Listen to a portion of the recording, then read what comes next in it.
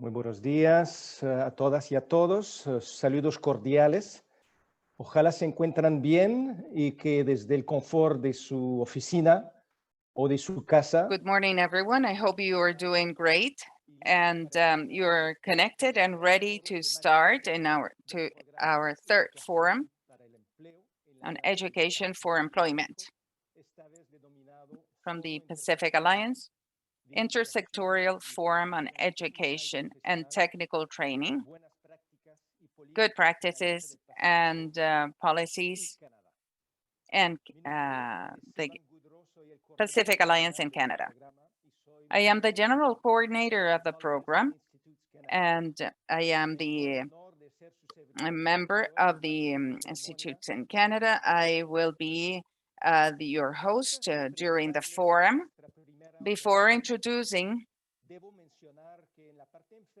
our authorities, I should mention that in the lower part of your screen, we have an icon that will allow you to select the language. Your language of preference, where we have interpreters in Spanish, in English, and French. For those that know all the languages and prefer to hear the original language, you may choose off or stay in off. You will be able to change that preference without losing anything from the presentations. I would like to invite you to communicate through the social networks and through the hashtag AP forum. I would like to invite my colleague Maud to chat in the social network.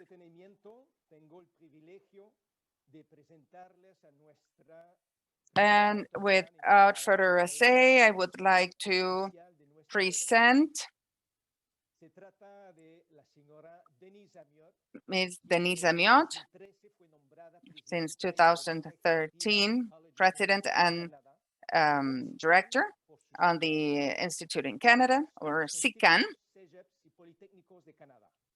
She is the voice of the technical institutes in Canada and over 25 countries.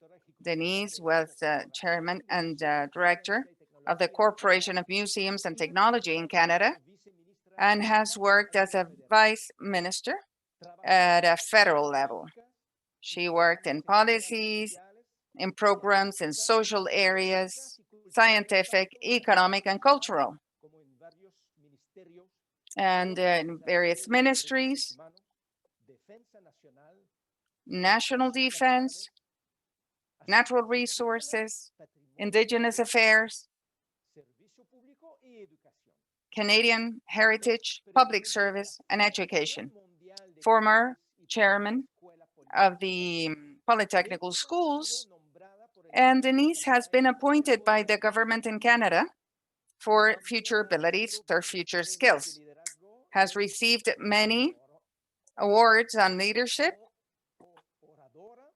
and she is a speaker well-known and requested worldwide. Denise, we would like to welcome you. Alors, merci Sylvain pour ton introduction. Muy buenos Thank you, días. Sylvain, for your introduction. Distinguished authorities, we would like to thank the words today from the Secretary, Liliana, in quality of Undersecretary of Economic Relations, International Relations of Chile, and pro tempore chairmanship of the Pacific Alliance. And we would like to thank you all for the attendance of Edith Fernandez Reyes, General Director of Educational Policy, Best Practices in Cooperation, and Secretary of Public Education in Mexico, in Santiago, Fernandez Soto, Chief of the Office of Cooperation, Santiago Fernandez de Soto, from the Ministry of National Education in Colombia, and Maria Emilia Rigoso Berentzen, Chief of the General Office of Cooperation of the Ministry of Education, and the coordinator of the group, of the technical group of the Alliance, Pacific Alliance. Expert panelists and participants, Canada, Chile, Colombia, Mexico, and Peru, and international attendance. I have the great honor to welcome you all to open the third forum, Education for Employment, in the Pacific Alliance. And it is an intersectorial focus and also on technical training and professional training, good practices and policies in the Pacific Alliance and Canada. This forum, I have to change. This forum was originally planned to take place in Lima, Peru, in person. But because of the pandemic, it was converted into a virtual event, today being the first webinar of a series of 4 webinar sessions that will unfold over the next 4 weeks. The Pacific Alliance Education for Employment program is a 6-year program funded by Global Affairs Canada, of which Colleges and Institutes Canada, CICAN, as Sylvain said, is proud to be the executing agency hub. This program has a regional scope, working with the 4 countries of the Pacific Alliance, Chile, Colombia, Mexico, and Peru, and seeks to improve socio-economic opportunities for women and men in a sustainable and inclusive extractive sector in the Pacific Alliance. This event is the 3rd one of a series of 5 planned thematic forums for the program that have been organized to address the pressing challenges facing the extractive sector, the mining and the oil and gas sectors. The first 2 forums took place last year and were both very successful events. The first one was held in Santiago, Chile, and focused on gender equality in the extractive sector. And the second, which I had the pleasure to personally attend and participate in, focused on indigenous communities, education for employment, and the relationship with the extractive sector. It took place in Canada, in Saskatoon, Saskatchewan. The objectives of these forums is to strengthen regional dialogue between 4 Pacific Alliance countries and Canada, and to share best practices and policies by bringing together representatives from the public and the private sectors, as well as civil society. Ce 3e forum intersectoriel sur l'enseignement et la formation technique et professionnelle a été organisé et conçu durant les derniers 8 mois. The third forum, and that has been organized during the last 8 months with the representatives of the Pacific Alliance and the ministries of education the Ministries of Labor and International Relations, Foreign Affairs, and the Institute of Canada Schools. I would like to recognize and congratulate them for the great effort in organizing the event. This has been made in a joint way, in a collaborative way, so as to guarantee alignment and responding to the current priorities, as well as future priorities of the Pacific Alliance in the area of teaching, learning, and technical professional training.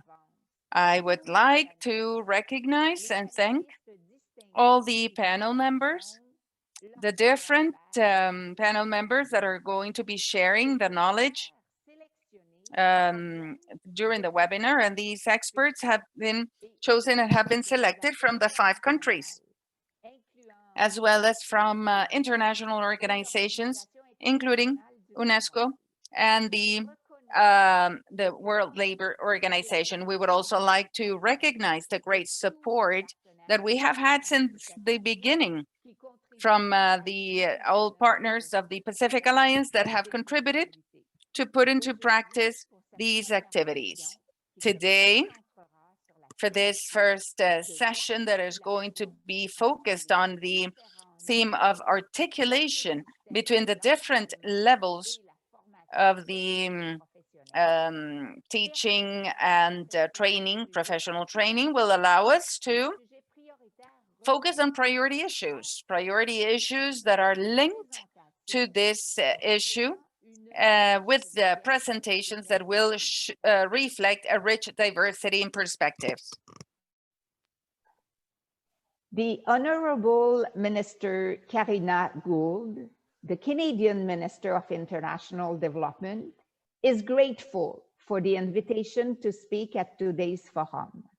She regrets that she cannot join us for this event, as she has prior commitments during this period, which is very busy for ministers right now. But she wanted me to share with you the following message. Colleges and Institutes Canada and all of the forum's participants and partners are to be commended on their resilience and adaptation to or during, I should say, the COVID-19 pandemic, including organizing and hosting this important international forum on a virtual platform. She also said Canada is committed to working towards the achievement of the SDGs. We are committed to expanding Canada's support for global education, including for the poorest and most vulnerable, and maintaining the gender equality focus in all of Canada's investments to address economic, political, and social inequalities. We look forward to seeing how our partner institutions mobilize their networks and respond to challenges in innovative ways.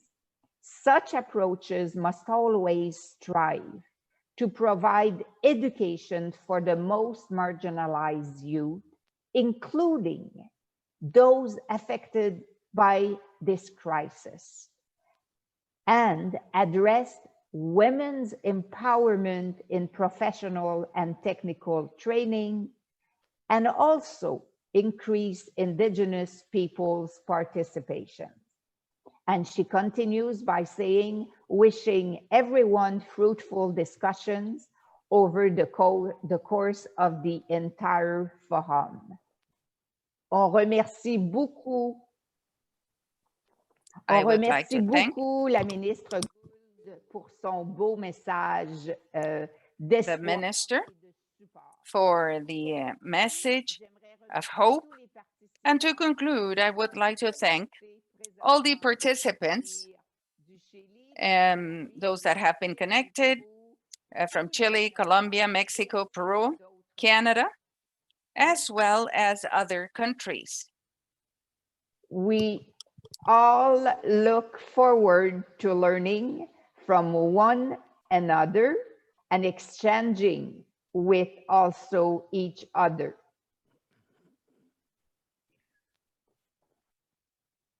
Les deseo un excelente y I wish you an excellent and a fruitful forum. Thank you very much. Thank you, Denise, for these words. Ahora, tenemos el orgullo de recibir al We are proud to receive the Undersecretary of International Relations, Rodrigo Yáñez, He's a attorney lawyer of the Pontificia from the Catholic University of Pontifical Chile University, and Catholic Master University of Chile, Regulation of the London School of and the London Economics School of Economics, in Political Science. during the first government of Sebastián Sebastián Piñera from 2010 to 2014. And he is an international advisor to the presidency. Before his role, he started as a director of financial services. Mr. Yáñez, you're more than welcome.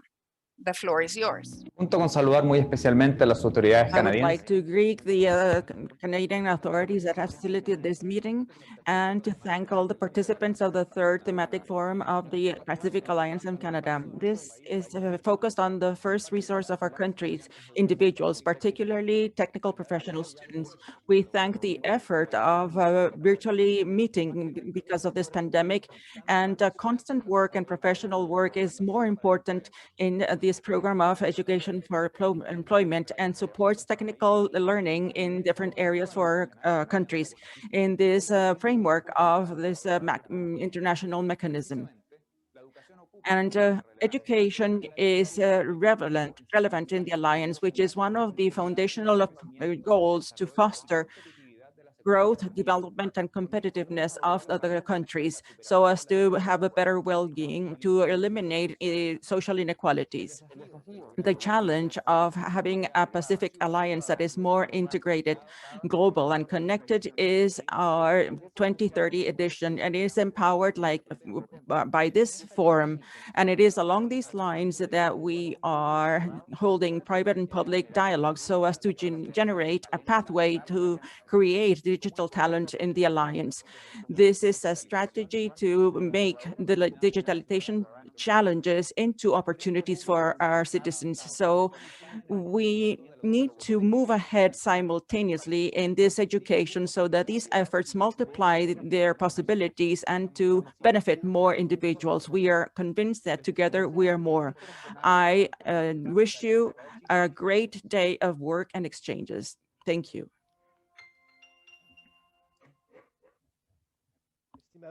Very well. Subsecretary Áñez Benítez, I thank you for your kind words and because of the support we have because of your presence today. Now, I want to mention that besides the authorities that we have already mentioned, we have with us today Ana Victoria Alfaro Carmen, Director of the Direction of Educational Service in Production and Technical Areas and in Logistics of the Ministry of Education of Peru. Welcome, Ana. Now, we have the main dish with a contribution of 9 experts and leaders in the topic of our panel for today. And it has to do with the importance of having technical formation and education that is articulated at the different levels of study. And amongst the different educational sectors, laboral sectors, and productive sectors. And between the countries of the region who have productive economic and cultural affinities.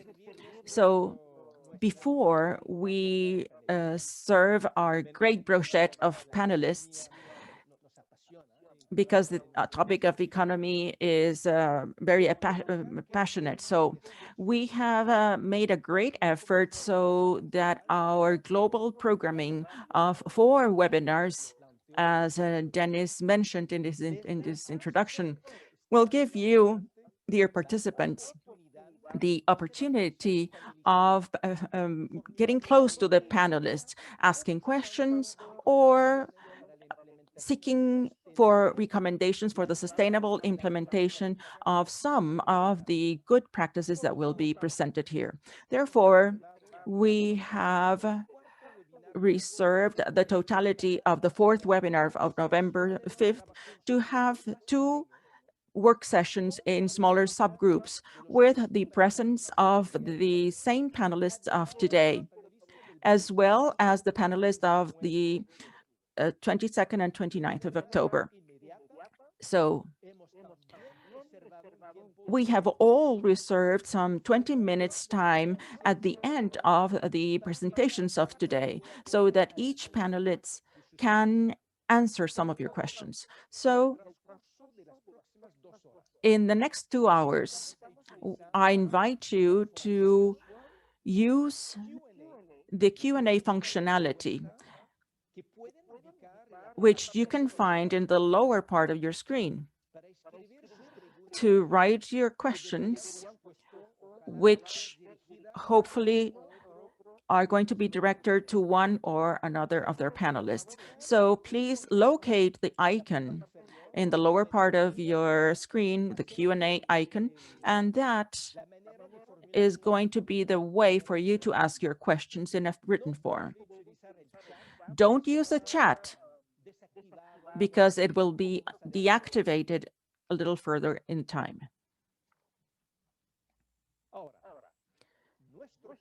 So our next 3 panelists will talk about the subtopic A1, qualification frameworks that allow to establish a pathway and an adaptation of the diploma degrees and the true labor posts, taking into consideration the level of education, that appropriate level of education, according to the complexities of the work to be provided.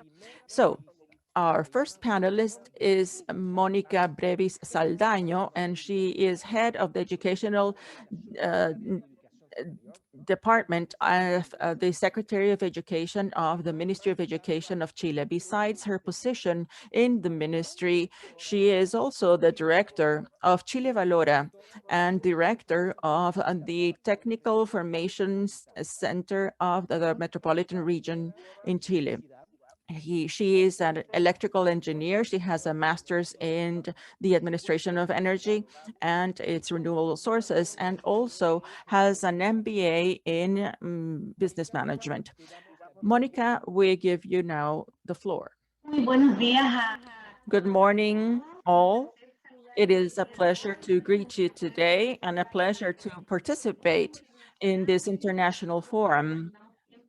We have been spending some time working with CICAD and the Pacific Alliance, so I think it is a great opportunity to present to you how, from the Chilean public's policies, we have taken attention to these relevant subjects. I am going to share with you a presentation so that we can talk about what we are doing in our country. So I hope that all of you can see my presentation and tell you that today's subject is the qualification framework as an instrument to strengthen professional technical skills in Chile. In my case, in our country, in 2018, we passed a new law on higher education, and in this new law, we had several changes, and one of the changes is the definition of the technical professional formation. And for the definition that we have today for technical professional formation is that all teaching processes, formal and informal teaching processes. And what do we understand as formal processes? Technical professional middle school, higher technical professional schools, and also adult education. As non-formal education, all types of education that promote learning or education for labor purposes. And here we have great allies. For example, Sense and Chile Valora. Sense is an entity that provides education and training, and Chile Valora provides labor certifications. And this is the informal education. So the technical professional formation is all types of crafts in the different economic sectors. And this new higher education law provides linkage mechanisms between formal education and informal education that allows the creation of labor educational trajectories. We are working very hard today in the creation of labor educational trajectories. And also we have this higher education that has the new division on technical professional education, which I lead. And in this challenge of this technical professional education, we work together with middle education in the challenging of this qualification framework. I would like to complement this information with some data on professional technical formation in my country. Today, 37% of the middle and last years have technical professional education, almost 155,000 students that have taken a technical professional career. In our country, in this technical professional medication, they have the title of technicians. On the other hand, 54.2% of the students that enter in higher education, technical professional higher education, have a CFT or IP. A technical formation certificate that provides technical certificates, or a professional institute that provides professional or technical careers. So it provides titles of higher education or titles of engineer, all the titles that don't have an academic degree. So the studies of these programs are 492,000 students, and it's 40.3% of the total number of higher education students. And 3 out of 4 jobs are for professional technicians. So today we have a labor force demand of technicians that is quite important. In 2018, when we arrived into the government, the first thing that we developed was the agenda to modernize technical professional formation. And here in the first part of the agenda, we have the challenge of articulating all the educational levels that I already mentioned: education, middle education, certifications, trainings, etc., and also higher education, and articulate this with the productive sector, also expand the bicentennials high schools that are technical professional schools, because we need to have pertinence and quality for the labor force, and foster the centers of technical formation. In our country, for the first time, we have public education where the professional technical level exists, and this is through the technical professional centers. We have 10 of these centers. For 2022, we are going to have 15 formation centers, one per region. So we are moving ahead towards modernizing technical professional education so as to add this new modality for the different formation levels at the technical professional level. And in this purpose of articulation, we are working on the creation of labor educational trajectories with flexible pathways. What does this mean? That a student, a young person, can go from the technical professional high school to IP or CPT, or can go directly to work. And from the labor force, they can also continue their studies in a professional institute. And also from the training part, they can go towards middle education or towards the labor force. Or if a person has a trade and they have worked for several years as an electrician, for example, they can choose to have an acknowledgement of their trade with a labor certification. And this labor certification is going to be acknowledged by a higher education institute. Chile Valora has an agreement with the state technical formation centers to acknowledge this certification so that the workers can also continue their studies towards higher education. And we also need to have specialization throughout all our lives. We believe that continuing our studies and to develop the pathway towards life is important. The mobility is important. So to move ahead in this framework of qualifications, we have background, for example, the recommendations of the ILO, of the OECD, of UNESCO, and also some backgrounds of in our country, for example, the law that creates the national certification system known as Chile Valora, the agenda to modernize education, which I've already presented to you in the beginning of the presentation, and also a law that was passed in 2018, and it implements a qualification framework that is a reference and it is associated to technical professional education. So in this area to have professional recommendations that prove that formation or qualification frameworks are successful, and also to have the ley in Chile Valora and the higher education law, we move ahead towards having a technical profession qualification framework. In our country today, we have a qualification framework that is a guiding and reference instrument that allows us to acknowledge the learning of the individuals, of the young people and the workers in a gradual manner with different levels. Our qualification framework is at from level 1 to level 5. And this allows us to have an international nomenclature with UNESCO together with other countries so that we can have up to level 6 of Cine UNESCO, which is a tertiary education or its equivalent. So the purpose of this qualification framework is to promote learning throughout the life of individuals so that the individuals can move from one level to the other and that the learning is recognized so that the person can have social and labor mobility, and also to articulate amongst the different educational levels, and above all, to acknowledge non-formal education as a formal education.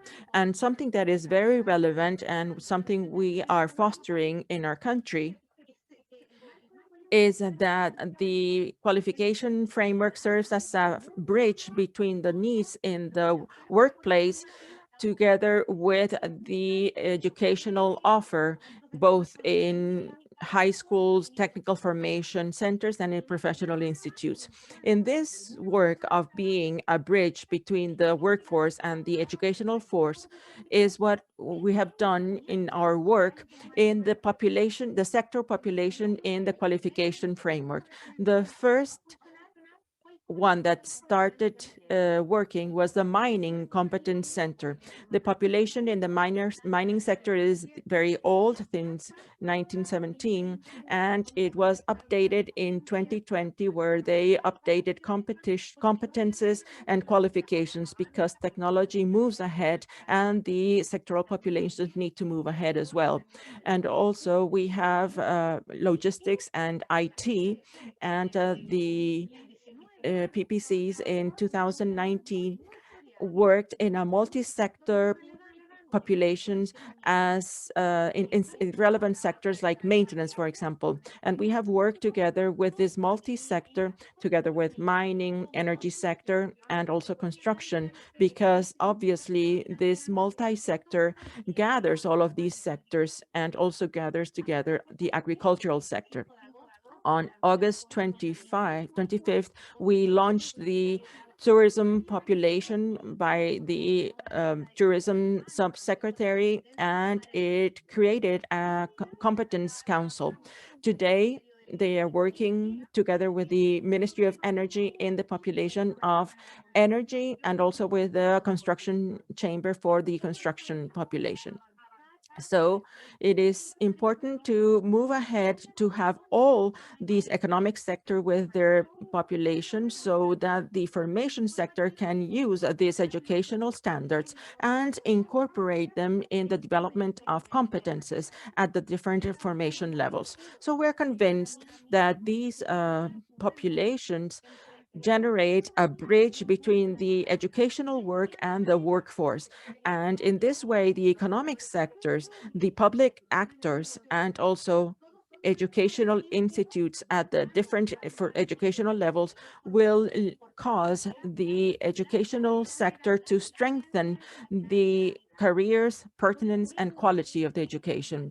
So this qualification framework generates more pertinence between education and the labor, and also aligns the offer of careers with the real needs of the economic sectors, and also facilitates labor reconversion of workers who are in a job post and they're no longer necessary because technologies are making the job post to be reconverted. So it also facilitates social and labor mobility, and also internationally, thanks to the use nomenclature like UNESCO, which is international. This has allowed the young persons that need to work abroad, they have access to recognition of their competencies, and also the recognition of competencies, and it also adjusts the career offers to the real need of the economy. So that's why we are convinced that the qualification framework is an instrument to strengthen the quality and pertinence at the educational levels. And this builds bridges between the labor force and the educational world. It develops labor trajectories and educational trajectories. It articulates the different levels and modalities in education. It acknowledges the prior learning of individuals and workers. It improves transparency, access, and the progression of individuals, and also it increased the employability of individuals. If we increase the employability of individuals, we also contribute to strengthen the economy of our country. At the time where we are now, where the pandemic has affected many sectors in the economy, we need to move ahead in the employability so as to improve the life of individuals. Therefore, the uses and benefits of sector populations are varied. We are convinced that it allows the young people and the workers to have a better labor orientation or guidance because they have better access, more transparent access to the formation pathways. And the individuals, when they acknowledge, for example, an electrician has a recognition through a certification of Chile Valora, and this allows him to go to a higher education level, then this person can have a better projection for their life. Also, the educational institutions can update their curriculums,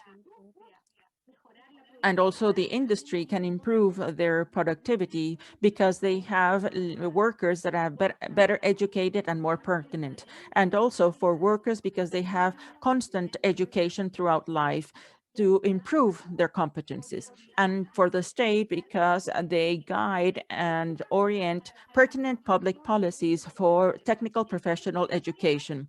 So this system that we have improved in this qualification framework is going to strengthen the technical professional education. In our country, we are convinced of the importance of technical professional education. So that is why it is part of the priorities of the government. So understanding that we have a very short time available, I'm going to be available from our country to contribute in public policies and to keep working with the Pacific Alliance and SICAN. Thank you very much.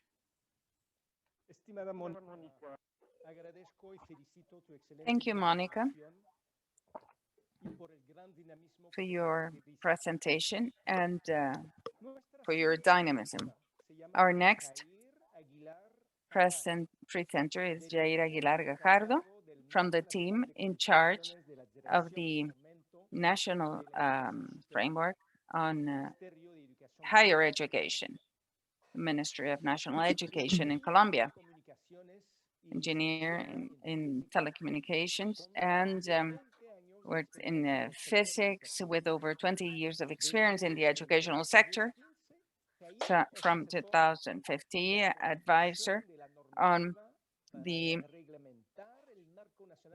construction on the rules for the education, as well as the design of catalogs of qualification and strategies that are taken up by the sectors, the public sector. From 2018, we became part of a specialist network on qualification of the Pacific Alliance. Jair's presentation is the National Framework of Qualification, a challenge for Colombia, advances, challenges, and perspective. I offer you the floor. Cordial saludo, mi nombre es Jair. Thank you. My name is Jair Aguilar Fajardo from the Ministry of Colombia. I would like to thank the committee, the organizing committee, for the TCAM for the invitation to participate in this event. I would like to comment how the country has been doing regarding the framework of qualification challenges and that have been generated in the process of construction implementation, as well as the goals projected for the short, mid, and long term.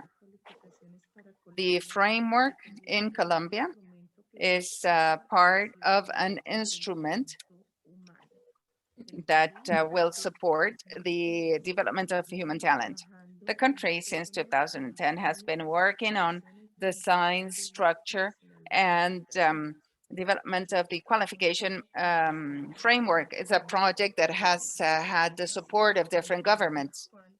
And the current government, in the framework of the establishment of the policies and human talent, creates the national systems for qualification, the national qualification system, which is an instrument that will favor the recognition of the learning of individuals throughout life. And we have 6 components in this system: the national framework on qualification, the mobility education, and the assurance system on quality, a platform of information, a normalization system on competencies, and a system on evaluation and certification of competencies. The country has significant advances in each of the components. The national framework on qualification and the mobility scheme have been led by the Ministry of National Education. The 4 components, the 4 other components are under the leadership of the Labor Ministry. As I said, since 2010, we have been working on the design of this instrument, and that is how between 2010 and 2014, the country has moved forward in a stage of investigation or research. So for 2014 and 15 would establish advancement in terms of architecture, and additionally to see design of some methodological elements as the qualification model and the design of the methodological path for qualification. From these on, since 2015 and 16, the country is moving forward towards a design of catalogs of qualification in prioritized sectors. Likewise, between 2017 and 21, And starting from the results obtained in the design of these catalogs, we begin a process of identification of what are these scenarios, transition scenarios that should be considered in the appropriation process, as well as implementation on the national framework of qualification from the different stakeholders. The framework is considered as an instrument that would allow to structure as well as classify qualification based on a number of criteria, organized by levels and expressed in terms of results. Colombia decided to go for a national qualification entity that will have a national character that would consider each and every sector of the national economy, and that would link all the educational levels as well as training levels, and that would show the full hierarchy, having 8 levels, but it becoming a reference for education and training in the country. Likewise, we expect this instrument to allow us to structure and classify qualification that have been given in the different areas, and that will become an opportunity so as to face the existing these articulation in the educational area and the labor market. In this sense, this should become an instrument that would facilitate progression in terms of education, training, and the labor environment, and it would allow articulation on the different areas of classification, promoting quality, belonging of the classification with and also linked to the current needs, the future needs of society, and of course, contributing to closing the gaps. Considering the latter, we hope that this would bring benefits, and not only for the students and workers in specific aspects related to educational mobility at a national level, but we hope that institutions, educational institutions, would see this instrument outstanding opportunities so as to see the needs of the labor sector and the production sector, having in mind an offer, an educational offer, and with quality. And to achieve that, it's necessary to strengthen the links, the bonds, and the articulation between the educational and labor sectors. To move forward in the obtention of these objectives, or the achievement of the objectives, the country has set forth different purposes, among them strengthening the methodological elements that are related to a description matrix, a methodologic path, and qualification model. And this process has been made in an articulate way with different governmental entities, considering the Ministry of Labor and SEA. Description matrix will describe in terms of knowledge, skills, and attitudes each and every level of the national framework of qualification. The country right now has a validated matrix, and it is a validated matrix, and it has been validated by national actors as well as international experts. Methodological path for the qualification, for design and qualification, it has been an agreed process, and this process has been carried out with different authorities at a governmental level. And right now we have achieved a schematic that has 4 stages. The scheme has 4 stages and 10 phases, and that allows us to design qualification for a specific sector. Stage A, related to characterization of the sector is led by the Ministry of Trade, Industry, and Tourism. B stage is related to the identification of human capital gaps, and that is led by the Labor Ministry. Stage C establishes an occupational and functional analysis in a specific sector, led by the Ministry of Education and the National Service of Training, SENA. And stage D, where we have the structure of each of the qualifications that are part of the catalogs, and it's led by the Ministry of Education and SEA.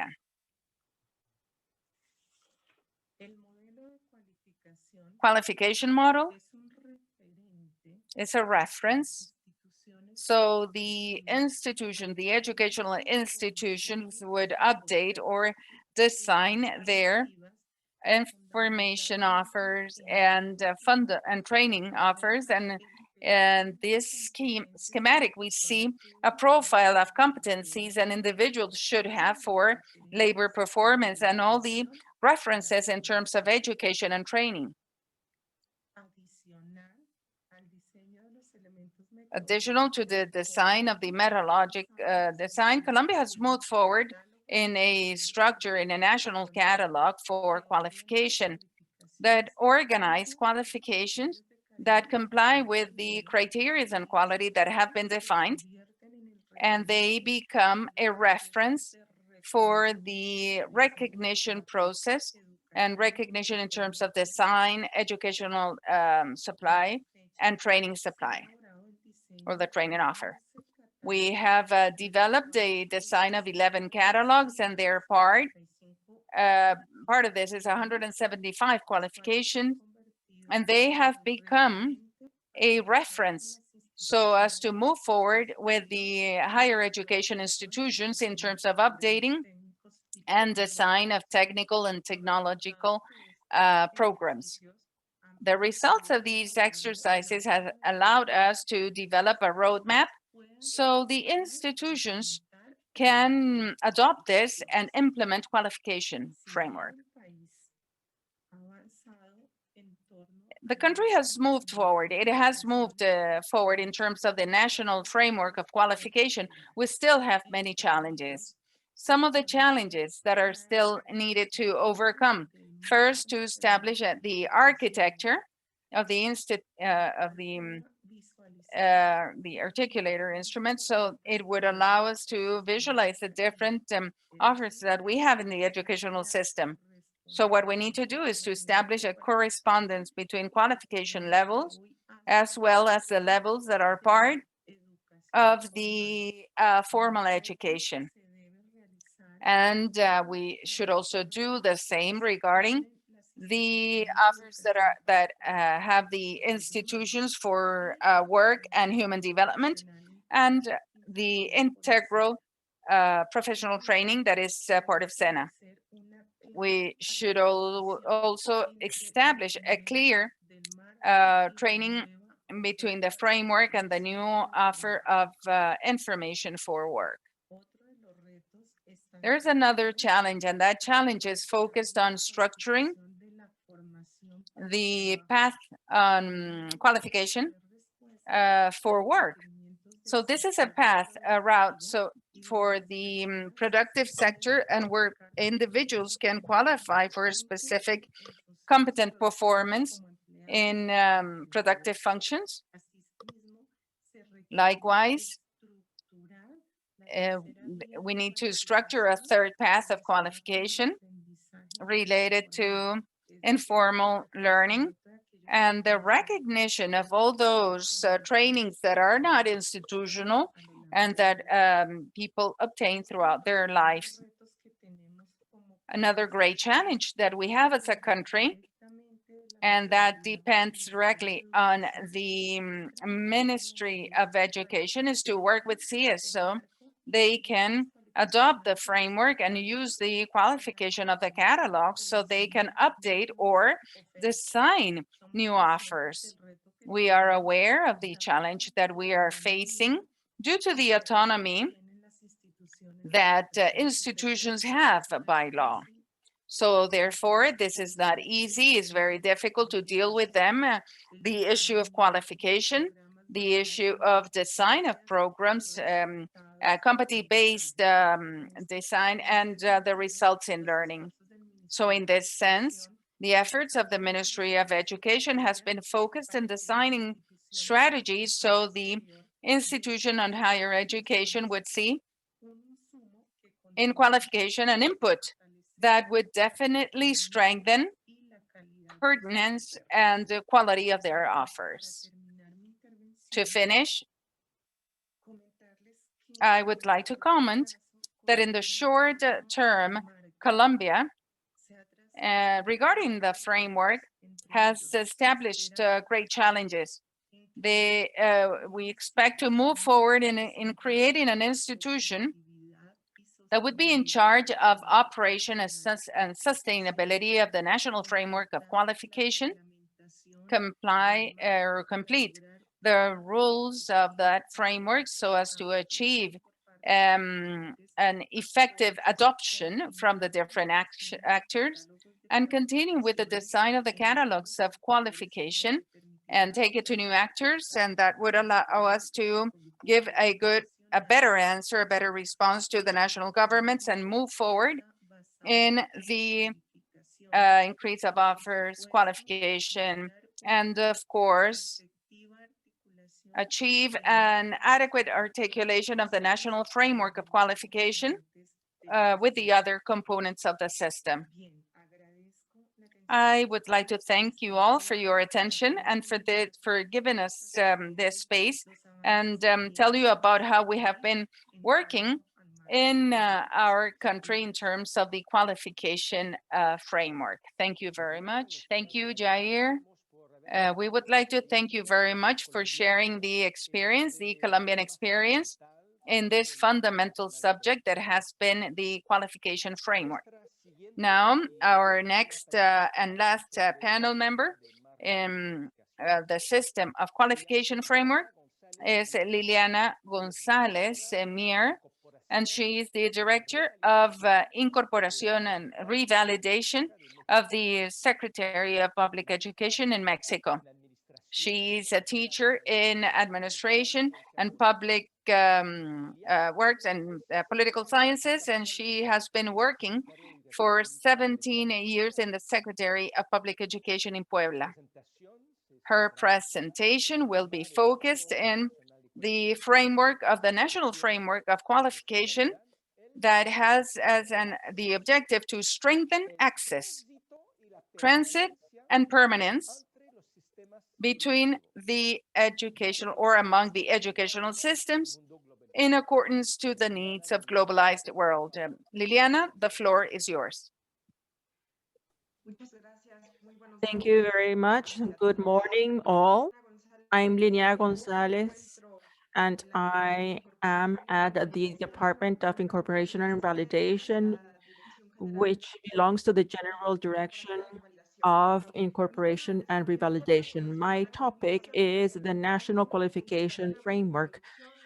I am going to give a brief introduction as well as the regulatory framework, and also I'm going to tell you about the project. Amongst the General Secretariat of Accreditation, Incorporation, and Revalidation, we have several processes, and I would like to mention them because this is the importance of validation of studies and also the national certification of language. And we also have the recognition of official validity of higher education studies. And this is an entity that updates those private institutions for higher education. We also have the area on evaluation and control of the higher education system. And we have the Department of Accreditation and Certification, and they have to recognize the acquired learning that have been updated by the department. So this allows many people and individuals that because of other circumstances have not finished their studies but do have the experience, they can have the evaluation, obtain a title, and then have access to professional life. And then amongst this department, we have the control standards. Our educational system in Mexico is developed in this way. Here we have the different levels of preschool from 3 to 5 years, primary school from 6 to 11, high school from 12 to 14, and many times they obtain only a diploma, and this is not linked for formation for work. Then we have to allow access to higher education, which is divided in levels: general, high school, bivalent, high school, and technical professional. And this emphasizes the technological education, which is what occupies us. They obtain a certificate, but although the requirements of the social services required, they can access or have a title as a technician. So this means that besides the high school certificate, they are also having a technical professionalization. This will give them access to the higher education level. And this has to do with the technological universities, the bachelor's degrees, oriented towards those who are going to be teachers, and also the university bachelor's degree with all the profiles and technological institutes. We can see then that there is a specialization level, the master's degrees, and doctorate.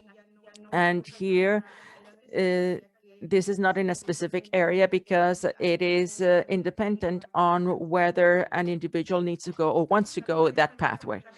I would like to say that within the national qualification framework, on September 30th of 2019, in Articles 113 of the Education Law, they want to have a regulation of the accumulation transfer of credits. And September 15th of this year, in the General Direction of Accreditation and Revalidation, they proposed to the head of the Office of the Secretary the regulation of a national qualification framework. This has allowed us to have this project, which for us is quite ambitious, to have this national framework of qualifications. And in this screen, we can understand that both the definition of the OECD and our proposal is focused towards an instrument for development and to acknowledge skills, knowledge, and competencies throughout life. And this facilitates, as we have seen, the access to permanent learning, and this helps to improve the quality of life. We have also worked with countries such as Chile, Colombia, Peru, and Mexico, so that later there is a framework of qualifications that is regional.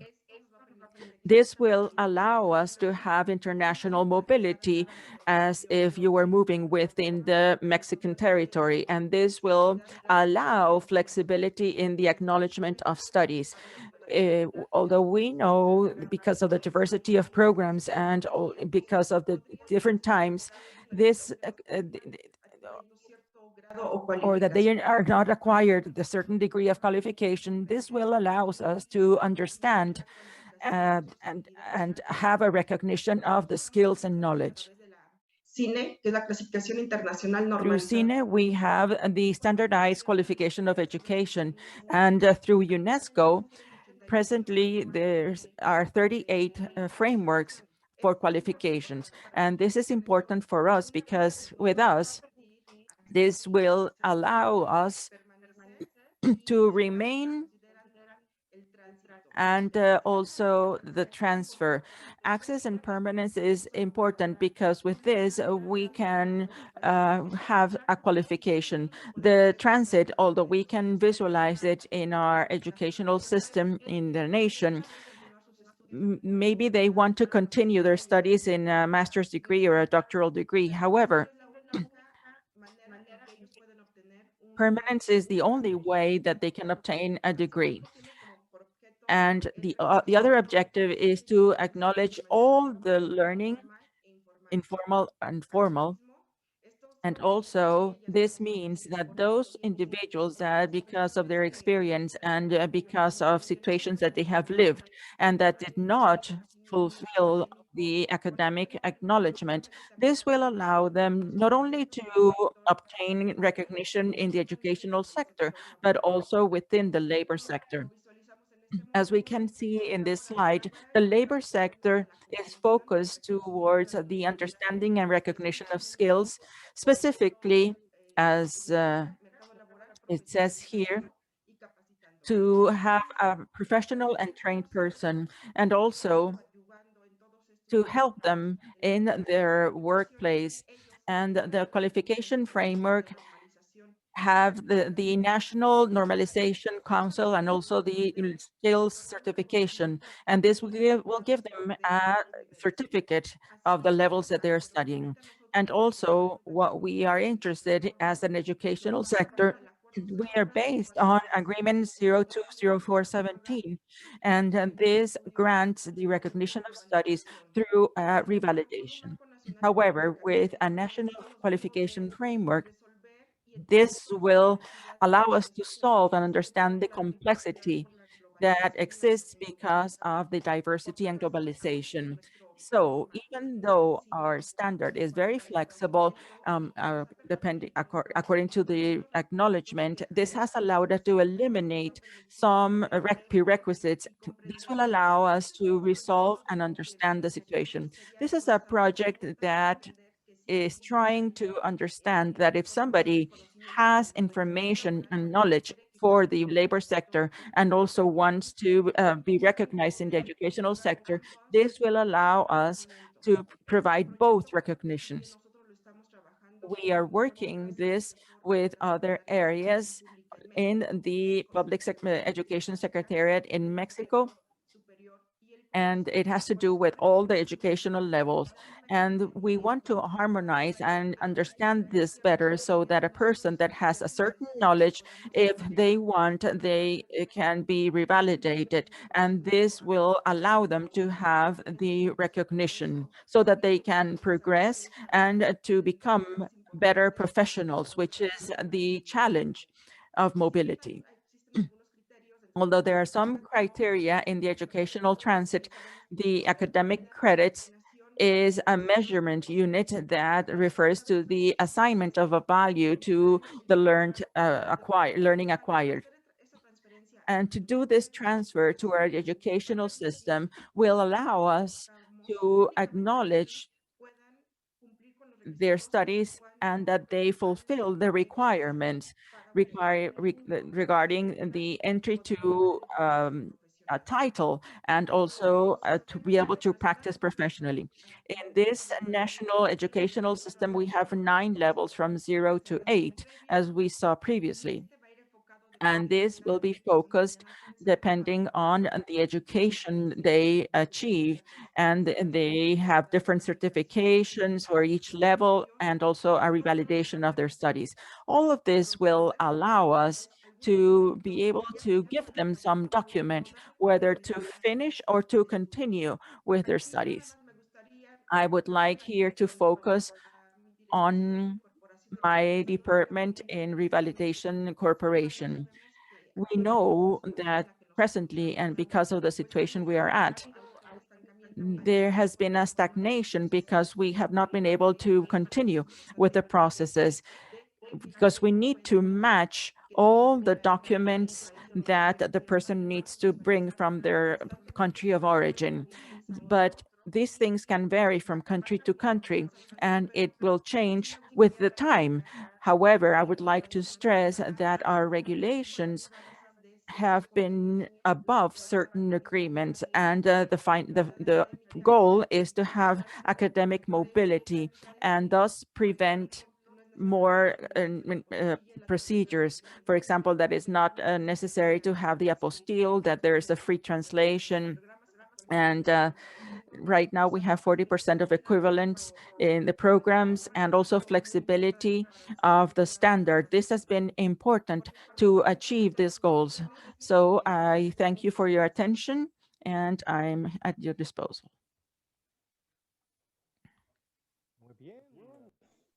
Very well.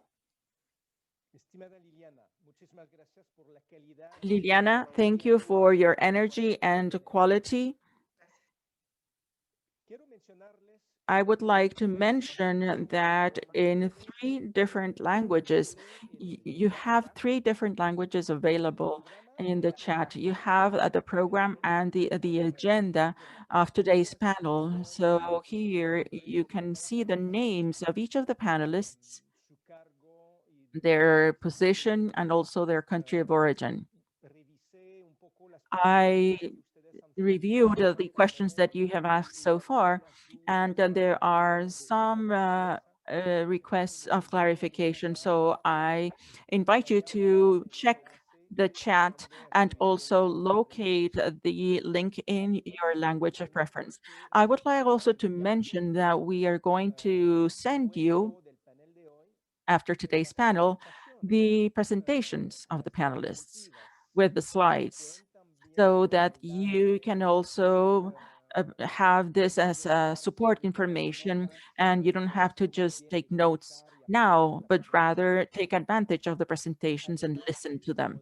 And also, later on, we can share with you the recording of today's webinar, and this will be available on YouTube. Our next 2 panelists will talk about the other subtopic about certification of labor certifications. And this allows us to establish homogeneous standards of quality, and it provides a measurement process, proven measurement process of the competencies and skills that individuals have acquired while they are working outside the educational system. So our next panelist is Mr. Luis Alberto Iraoka Mejia from the Labor Ministry and Promotion of Labor in Peru. He has a bachelor's degree in education and has a specialty in philosophy and social sciences, with a master's degree in public administration, and has postgraduate degrees from Uruguay, Argentina, Israel, and the United States. He has more than 20 years of experience in public management of public policies and programs related to education, youth violence, and social development, with a focus on citizens' participation, rights, and gender equality. In the Ministry of Education, he has been General Director of Primary Education, Alternative Education, Intercultural and Bilingual Education, and also Education in the Rural Areas. He is Director of the General Direction of Standardization, Formation for Employment, and also labor certifications of the Ministry of Labor, and also the promotion of work. Mr. Iraoka, we have the pleasure of welcoming you now. Good morning, everyone. I would like to thank the association and to put in a public agenda of our country the importance of the technical training, which is very important for us as a country. From the Ministry of Labor, we are designing a path for employability, and that has a focus in learning throughout life, and that would promote the development of the competencies through training, as well as recognition of these people, and that has been acquiring during the labor life. And also in qualification, we know many countries have that with great effort, and they have tried to implement this. And we have a debt. And also talking about different sectors. And in this framework of qualification, we have different areas.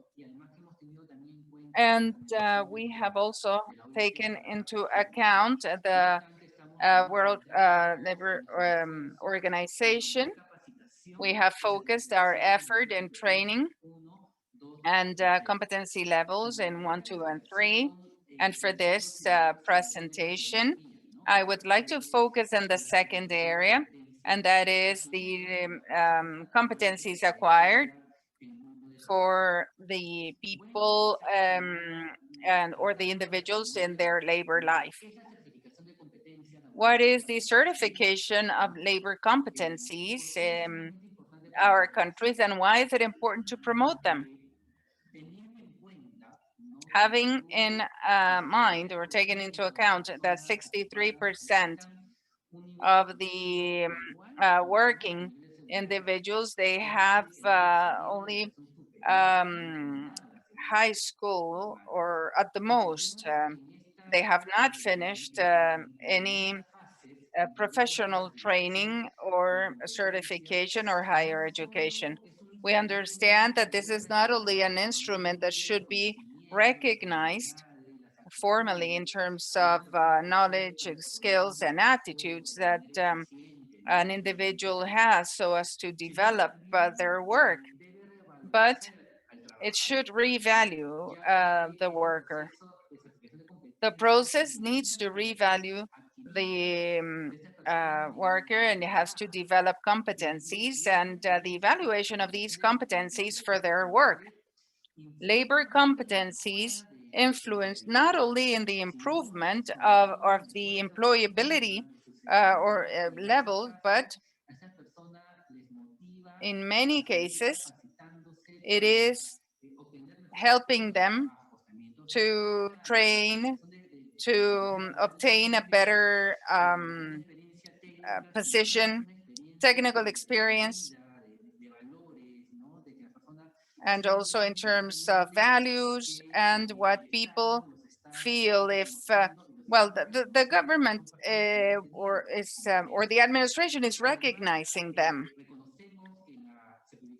We also recognize in the certification of labor competencies that they should start going through training, certification, so the citizens can have greater possibilities of obtaining a better working position, or improve or increase their income. And that's why in this process, we need to link the national brand of qualification. And starting from that experience, we see that is fundamental, not only the process of developing a professional profile, which is part of the process, and that has to be done in from a three-party, or it has to have 3 legs so as to move forward with the government, companies, and institutions. But we should also include incentive generation, so we can develop competencies in the countries with an appropriate incentive. This is very important for us because in our experience, we are also feeding or following an objective. It's an objective that it goes beyond the plan of the country, and that is the competencies should continue with the human capital of the individuals. Now, regarding the steps forward, I want to show you some of the figures that we had in the last 10 years. over 33,000 people, and 73% of the total have been focused in manufacturing, housing, and construction. And we have over 147 occupational profiles that are related to more than 400 work positions. And these profiles are also related to 17 production or productive sectors.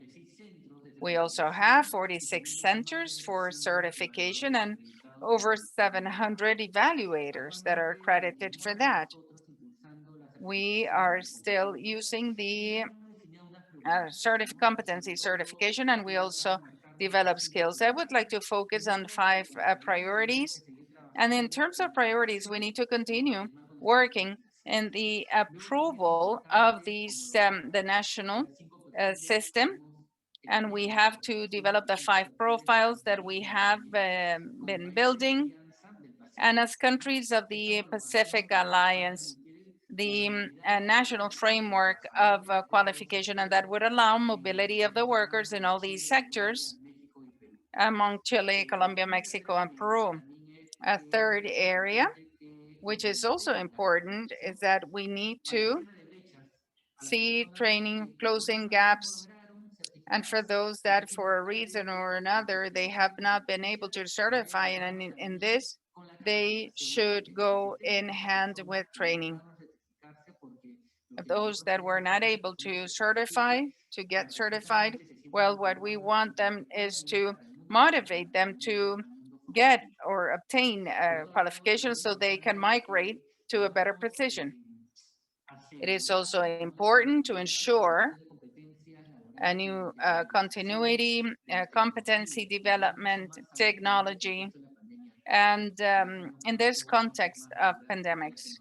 We don't know how long will this last, and technology is here, and technology is part of what we need to deal with. It is part of our lives, and therefore we need to understand technology. We need to use technology in our favor in this process.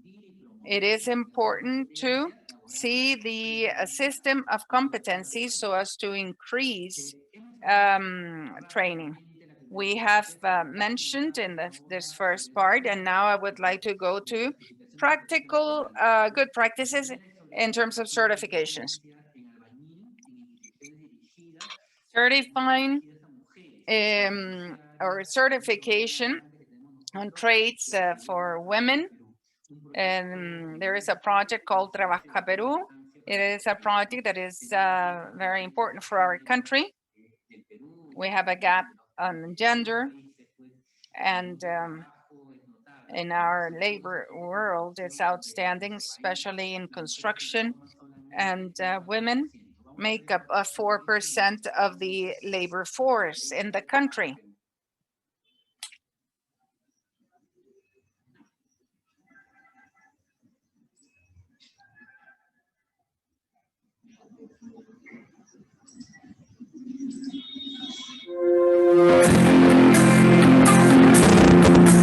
So as to generate temporary employment and how to reduce the effects generated due to COVID propagation. The Ministry of Labor, through the program Trabaja Peru, along with the governments and local regional governments, is working on projects and activities to generate temporary employment. That's how we, in Trabaja Peru, we're co-funding projects for basic infrastructure where population without work from 18 to 64 years of age can participate in construction. And there is also a program in Peru that would generate formal employment through activities related to cleaning, maintenance, and conditioning of the various public spaces. This 2020 Trabaja Peru will generate 220,000 employments through the execution of 446 projects Trabaja Peru is a temporary employment for those that need it the most.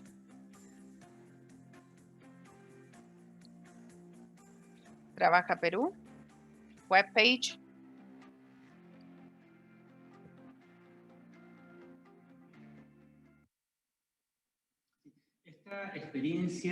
This experience of Trabaja Peru for us is significant and has generated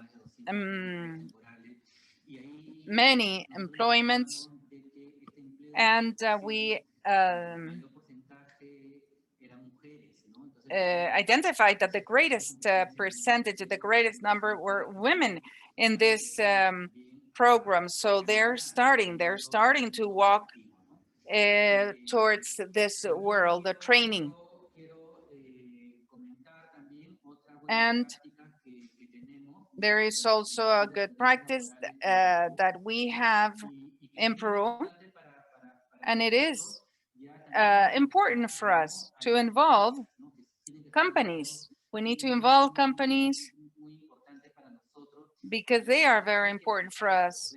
Companies need to start promoting the development of competencies, improving their workers, improving the training of the workers in their sector. I would like to show you another video that summarizes the experience that we have.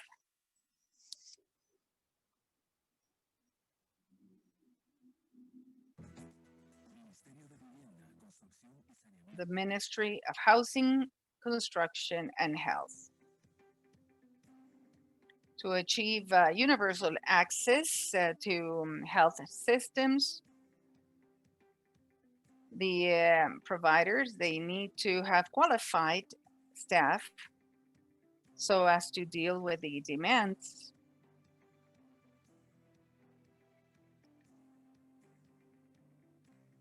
And the national health policy shows that there needs to be a strengthening of the providers of these services and to achieve universal coverage of the utilities. The Ministry of Housing, Construction, and Health is supporting this and is developing a program for certification and competencies with the objective of staffing and training their staff and ensuring the rendering of the adequate rendering of the services. To date, over 900 operators in the 18 areas of the country are working, and they have a certificate that qualifies them as being trained, and they're adequate or entitled to work in these areas.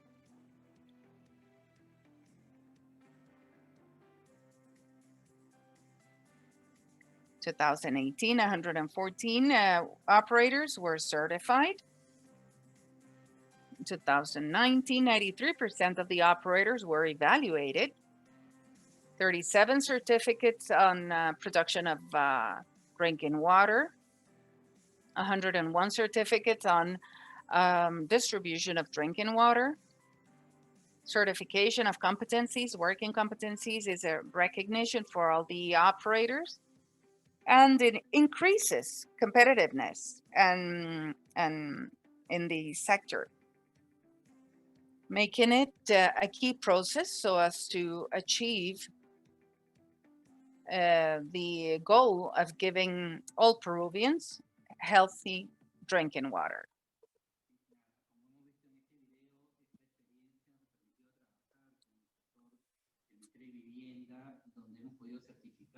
We have the certification of the working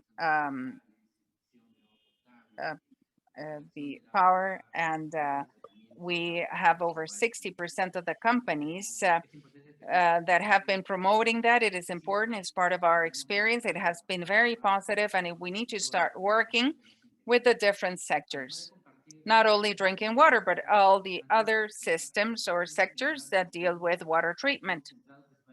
In terms of challenges, we have been moving forward, and we have also moved forward, and I would like to say that in other countries that agree with us, we have a challenge. And in terms of that challenge, what we need to do is to increase the population, to focus on that. We need to invest, and we need to focus on changing the perception of the workers have on this, and they have to see this as an opportunity. And it is an opportunity, definite opportunity, so as to improve and increase their income. We need to change prejudice. There is prejudice in terms that this is only for men. That is in the manufacturing and extraction sector. We have to break those barriers, and we need to strengthen the processes in competency creation with training, and finally, starting with the recognition, benefits, and also the areas, the workers, and the great challenge is there. Thank you very much. Thank you very much for your presentation. And we would like to congratulate you for the excellent work you do in your ministry. We have Pabla Avila Fernandez, and she is from Chile. She is a sociologist, a master in gender study, and she is the chief of centers for articulation and training, and also works in the National Certification Chile Valora institution. Is linked for over 20 years in the training areas as a researcher, teacher, not only in her country, and giving support, technical support in all other countries of the region, and for the ILO. Lately, she has been focused in implementing an articulation model with the certification on training and higher education and certification for workers, so as they can move forward in developing their career path. Her presentation is Chile Valora, and the support to the development of human capital as well as training throughout life. Pabla, the floor is yours. Welcome. Buenas tardes, buenos días. Good afternoon, good morning for some. I would like to present to you the National Professional Competency Certification and how we have been working. This system is a public system created by law that was passed in 2008, and it is formed by a tripartite directory and operates through an executive secretariat. In the directory and in the institution, we have the representatives of employees and as well as employers, and the representatives of ministries of education, which have to do with work, education, and economy. The system, when it was created, has the objective, the main objective is to formally acknowledge these labor skills of the individuals, regardless of the way these individuals have acquired these skills, to also benefit the opportunities of continuous learning, and also to recognize and value these competencies, and also to provide the formal education systems all the information that the system has been creating. How is our system working? Generally, it is a system that has two great actors. One is the sectoral organisms on labor competencies, which is the means toward Chile Valora relates with the productive sectors. And it is the purpose is to identify the competencies that these people need to present them for validation and to create labor and educational groups that enables people to develop themselves throughout their lives, and a formation that is registered. And on the other hand, we have certification centers that are accredited by Chile Valora, and they also have evaluators that have been educated by Chile Valora, and their main goal is to evaluate individuals, their labor skills, and also in those operational criteria that are registered in our roster. Each person that passes the evaluation process and is successful is a part of the public registry, which is the registry of certified individuals. Now, regardless of the evaluation process results, all those individuals can start continuous education processes throughout their lives.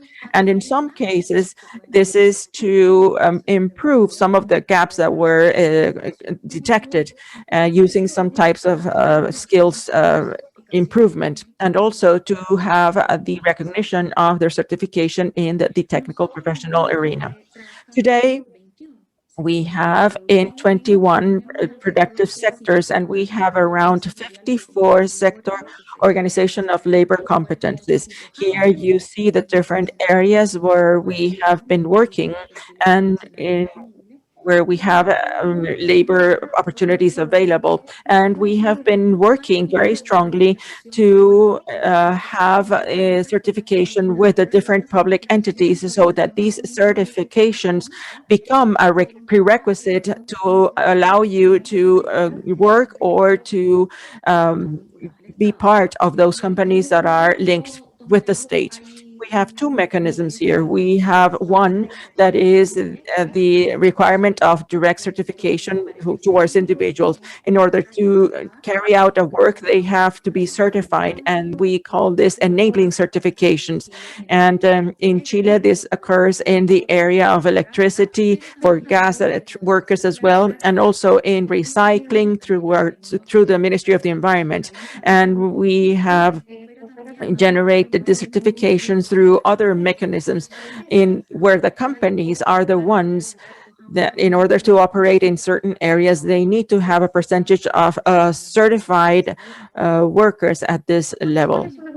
So what are the public goods that Chile Valora has generated? And this is available to all the actors in an open and free manner through our webpage.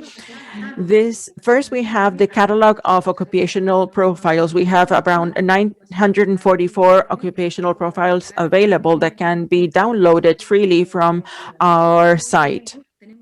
We also have educational plans, and these are also available through the National Service of Training and Employment, SENSE, and we also have labor educational pathways.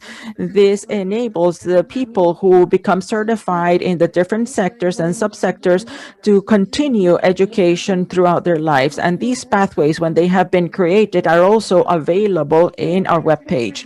And right now, we have 125,000 certifications that have been issued in the different sectors where we work. We have related to the technical formation world. This has been one of our strategic challenges. And in this area, amongst the main action lines that we have developed is that we have worked strongly with the Ministry of Education in Chile and the design and the pilot testing of these programs. We participate in the Technical Formation Council in our country, and we have worked directly with technical higher formation entities through agreements and with specific work in line with the framework in the country that allows us to acknowledge these certifications. What is the articulation model to recognize certification? What you can see here is that we hope people who have been evaluated and certified by accredited center by Chile Valora, they can go to any of the formation entities that have agreements with other institutions so that their certificate is recognized. What do we expect with this recognition? That the people can lower their academic load or also have a career depending on the certificates that acknowledge the institutions. And with this, the people can obtain the higher education title and can continue developing their trajectory. What are the most relevant inputs for this articulation work? Two are important. The occupational profiles that include the competences of the individuals, but also the labor and formational pathways. And this shows us and illustrates to the people the possible pathways that they can follow starting from their certification. And these pathways can go through the formation world as well as through the labor world, but this can be alternating as well. And this is the principle underlying the design of this labor and educational pathway. So we have been identifying some key elements to carry out this work. The first is to formalize this through a specific agreement. And then the other one is to establish prioritization criteria for the educational programs that we are going to work together. And in each area where the institution is located, we are going to evaluate the inputs available, the registries of certified individuals, the profiles that are in greater demand. And with this information, we prioritize the program that we need to give more importance that we're going to work from. And with this, having identified the program, then we work with the curriculum teams in the creation of an analysis matrix that allows us to see the convergencies in the occupational profiles that we have identified with the formation work. And here we work with the technical specialists and with the heads of career of the different programs in order to identify the elements of competencies that we have in common and that can be acknowledged in individuals. And with this information, we formalize a program. We formalize the linkage between profiles and modules, and we see whether it is necessary to do some institutional adjustments, whether the regulations, the access procedures, etc., so as to then close the process and this disseminated with the different actors, both internal and external from the institution, so that this is disseminated and it's used. This is an example of an articulation model that is already working. We have been testing this model with different higher education entities. In this case here, we have one of the centers that are state centers in the Los Lagos region for a specific career, where we have linked some occupational profiles with the modules of the career. And here you can see that where there are some icons for Chile Valora, these are the modules and also the subjects where the individuals are certified, whether from the labor world, from technical professional education. So they are not going to need to take those courses when they start this program. So they obtain their title in a shorter time, or at least it will mean for them a lower academic burden. So they don't need to devote so much time for their studies, and they can devote this time for other things. So these models have been worked in an agreement with around 17 institutions that are registering this dynamics, and we hope that, like in this case, you can see here, we can have more careers available so that certified individuals have access to have this labor pathways and to continue their studies and improve their life conditions and projections towards the future. Thank you very much. Thank you, Paula. Your presentation has been quite relevant and your time management has been excellent. Now, our next two panelists will talk about topic A3, and this has to do with pathways and also the recognition of prior learning. And this articulates the educational systems at different levels or between different programs at the same level. This facilitates a more fluid transition and integral transition of individuals in their educational process. Our next panelist is Mr. Mario Javier Rincon Triana from Colombia. He is a public accountant and has postgraduate studies in financial management, in tributary sciences, and also in the theory of education. In his work, he participated in the design and implementation of the incorporation of technical or vocational education in middle education, so as to provide double diplomas, double titles. And he also led the institutional policy for continuous education in a public-private alliance where the entrepreneurs ratify the training needs and also define the training entities to provide this within the framework of a co-financing process. This is very interesting. So Mr. Rincon now is a national coordinator for the evaluation program and certification of labor skills in SENA. And he is part of the international network of experts of labor certification of the Pacific Alliance in representation of Colombia. So Mr. Mario Javier Rincon Triana, we welcome you and give you the floor. Un saludo especial desde Colombia. Les habla Mario. I would like to say hello from Colombia. I am the national coordination of the certification and competencies. For me, it's a privilege to be here with you to show with you the experience, the Colombian experience in the framework of evaluation and certification as a recognition of the previous learning and also the movement, labor or movement and educational or transitioning from area to area.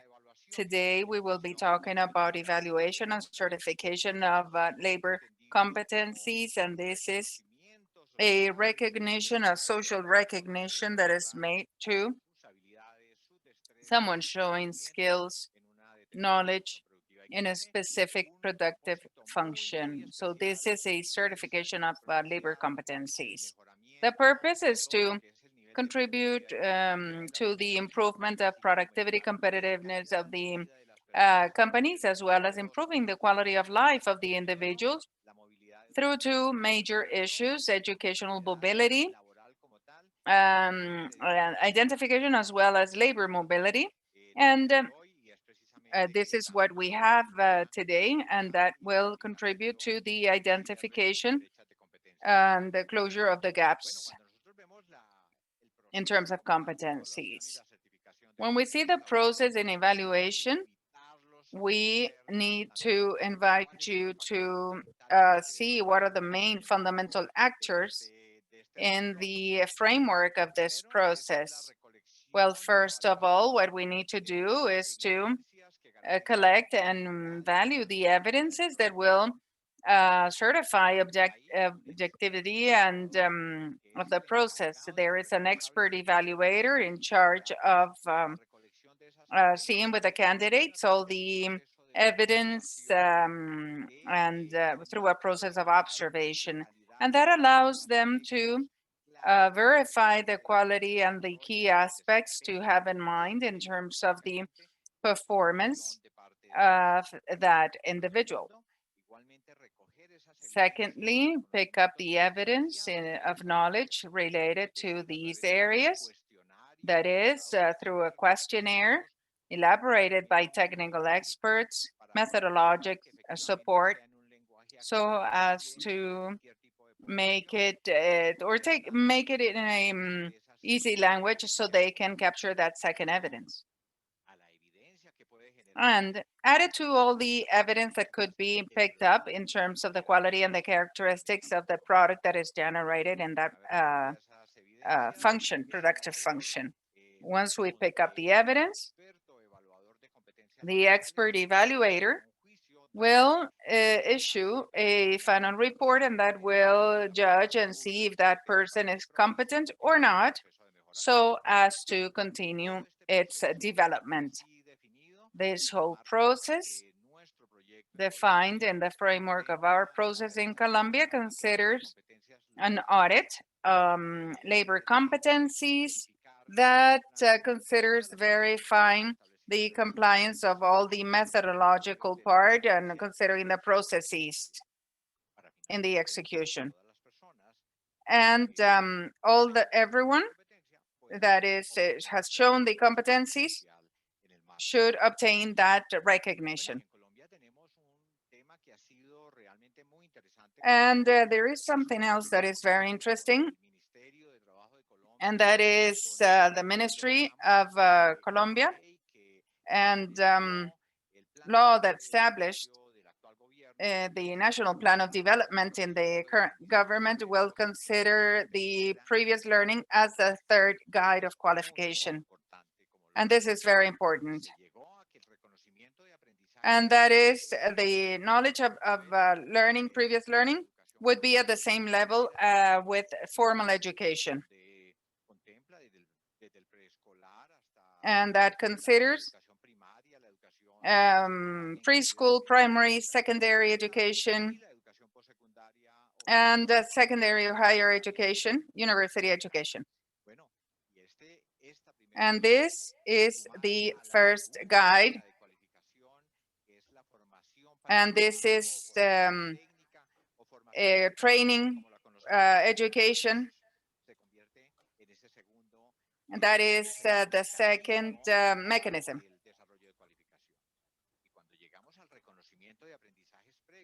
And the recognition of the previous learning, well, what we need to see, we are in the same conditions of the levels of qualification, level of qualification. And this is the knowledge on learning, not only the evaluation, but what we need to do is to recognize them so as to take it in the way, take it to the people, and one of the main factors, facilitate the access. And in the framework of recognition and in certification, we have achieved victory, and that is in the process of implementation. This is what we have. We have called it a transformation on competencies. And this is the benefits, additional benefits for the certification. And they enable identification and enables the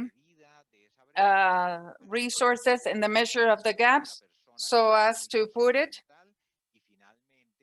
in their process as such, and they would finally update their knowledge, or once they have a retraining, they would allow to requalify.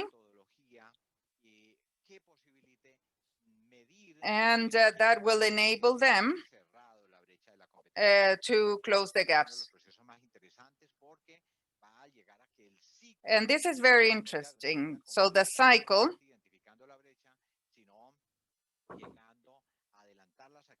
and also move forward in the required actions and the measures of the needs of the processes. Another component, benefit of the people, that they will enable training. And if there is a group of people, if we have 2 or more competencies, and these are parts of the program, and they have first to take this training programs, go for that, and that is the entry. And the second and most important thing is that there is an automatic issue, so that will develop the competencies and achieve a certification. And this is one of the strategies, the most important strategies for the optimization and optimizing the process, and that would be fundamental throughout life. And another component that has given greater emphasis is to reach the population that has become a population the greatest index of unemployment. How to get there with an instrument, a strategy. We have many alternatives. First is to have, for instance, a young person that has developed in an autonomous way their competencies without experience, and that could participate in evaluation and certification without issues. And this project in this country has had minimum 6 months of experience to participate. First of all is to flexibilize the requisite of entry. Secondly, to enable is that these type of competencies would allow us to certify. And when the person has the technical information, technological or university, and there are specific competencies, and that will enrich the life or their development or certification, that would allow certification of these competencies in these programs. And that is additional to the training processes. And there is something else that's additional, and it has a great success. And the alliance that creating the certification level with the greatest purpose is to make an alliance, and national or international, so they would enable a certification, a joint certification on SENA, as well as the organization. We made the first project with Microsoft and build a project along with them based on the sectorial standards. These are the standards for the certification, and incorporate technology, specific technology. And we have the execution of the process in the framework of the methodology, and that person with those competencies will receive a certificate by SENA Microsoft. And this has had a great result beyond the impact generated by the employability. We have 2 brands, SENA, which is the most and as well as outstanding and well known. And to contribute to reduce or the high level of unemployment. And another thing is to see how we have been adequating or implementing that has led to this program, a program that is more inclusive with all those that are in faraway places, and that due to different circumstances, they have significant advances, and with also support in the population. And in the other area, it shares with us that this is also made up as a National Center of Consulting and Impact Evaluation. And in the year 2018, there is an evaluation for competencies, and there is a level of employability, and that led us to do an evaluation in employability. And in this case, what it shows here is people that is certified, that was certified in 2019, and making a comparison of those compared to those in July 2020. 1% of the certified, a high percentage is linked to formal jobs. And this indicator might increase if we will do 81% have employment, and this in the future will increase, and once we identify all those.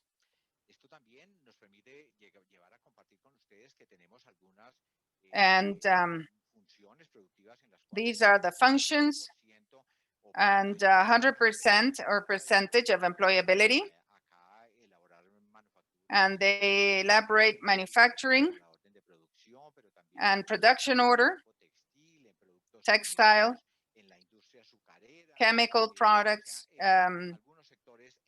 and in some sectors where they have been very effective in the project, and interesting in terms of employability.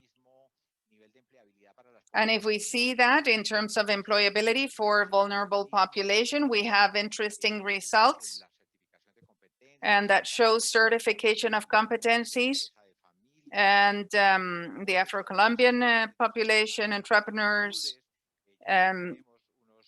they have a level of effectiveness, a high level of effectiveness. If we add to that work and what we could do, and also the countries, in the case of Colombia, and to develop a process of certification evaluation, and that will become the most important for migrant and qualification. How do we achieve that? Well, first, flexibilizing the income registry, and then making it more agile in terms of execution, and then the experts and those areas where they are in Colombia, and develop actions for the Ministry of Trade, Ministry of Foreign Affairs, and to reach an offer that is highly articulated. And also the recognition of the previous learning competencies, breaking barriers, and the Pacific Alliance. And that is another decision of the presidents of the countries that make up this group. Mexico, Chile, Colombia, and this is part of the alliance and the also the standardization of certification and the international network of experts. And also transfer of knowledge, Peru, and also other countries as Guatemala and the Dominican Republic. So what we want to tell you is that these are the good practices, and we want to share it with all the countries and are ready to implement it as such. And we are interested on the good practices, and that would allow us to contribute to work permanently in our commitment. Thank you very much. And we will be talking in a future opportunity. Thank you very much.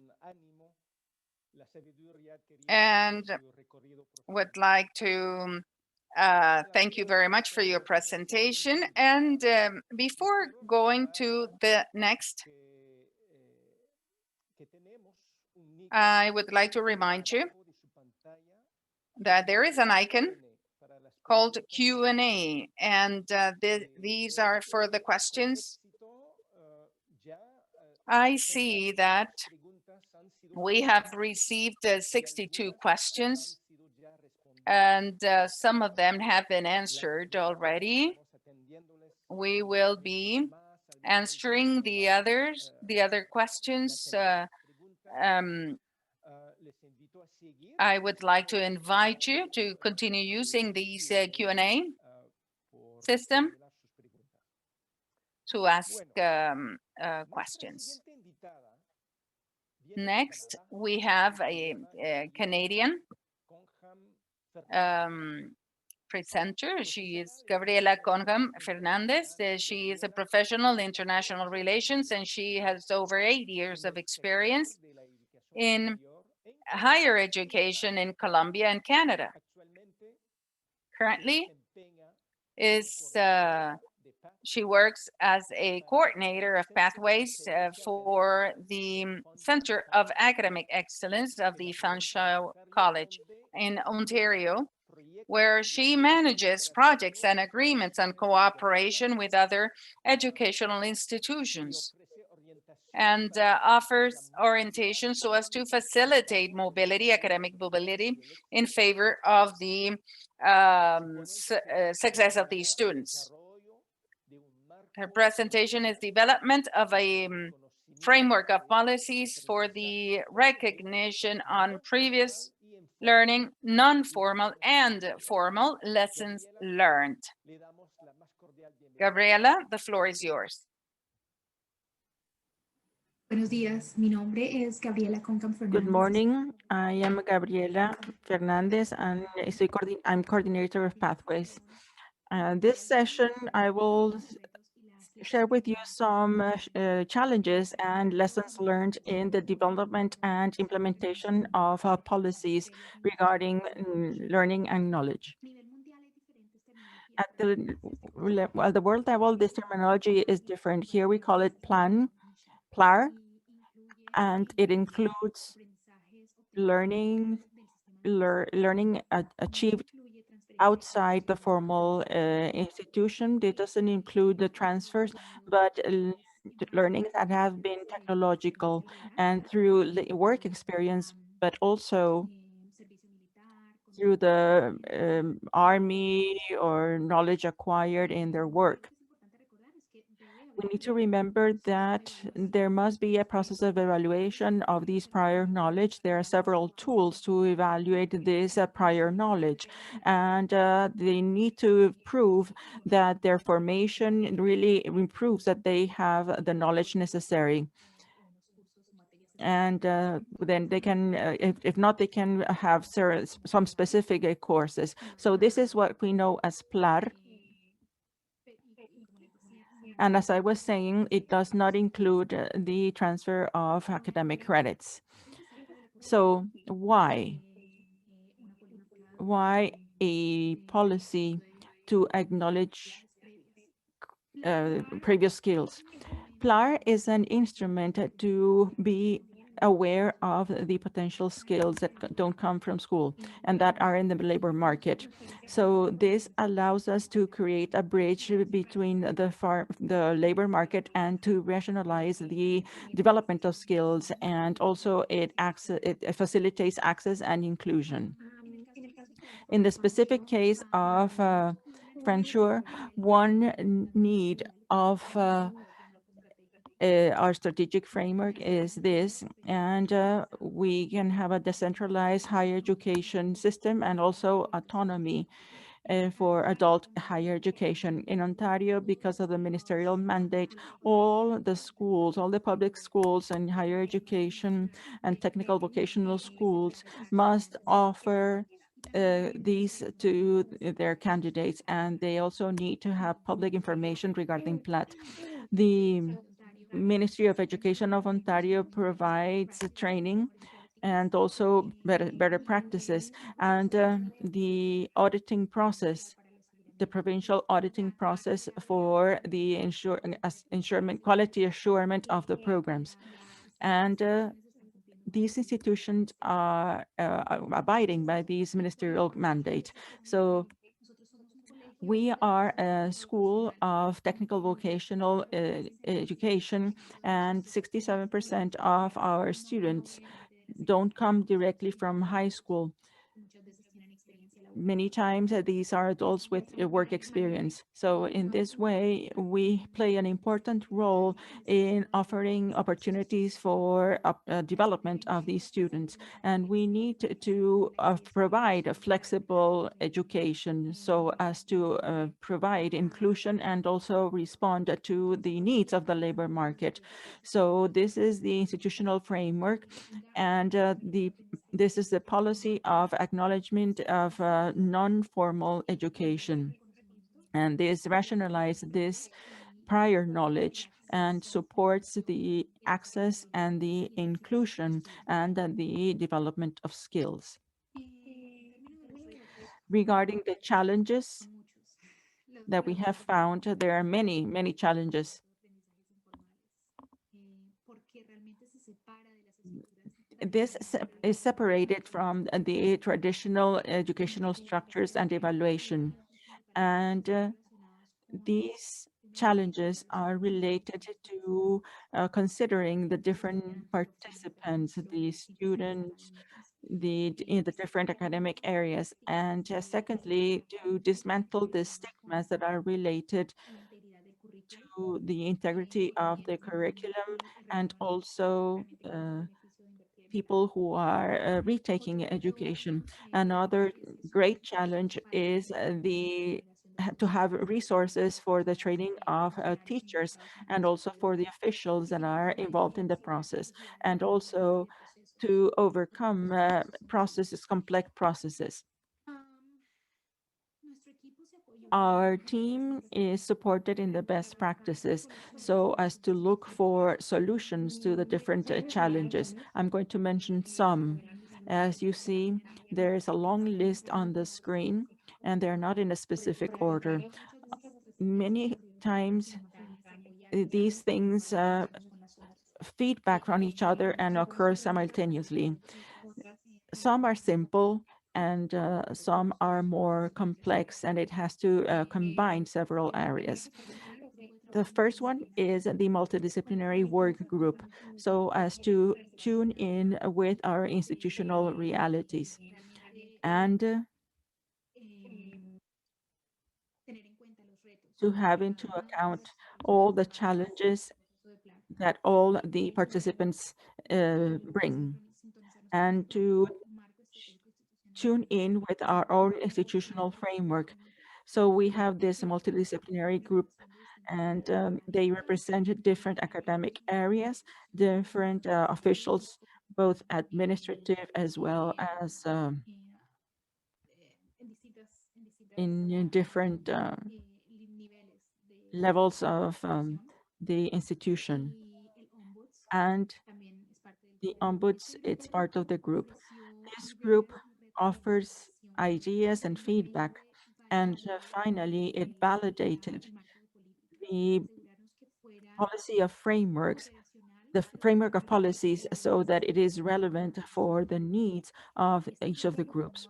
This group meets periodically to review the progress of some of the tools and processes in the policy, and also to establish action plans related to plan.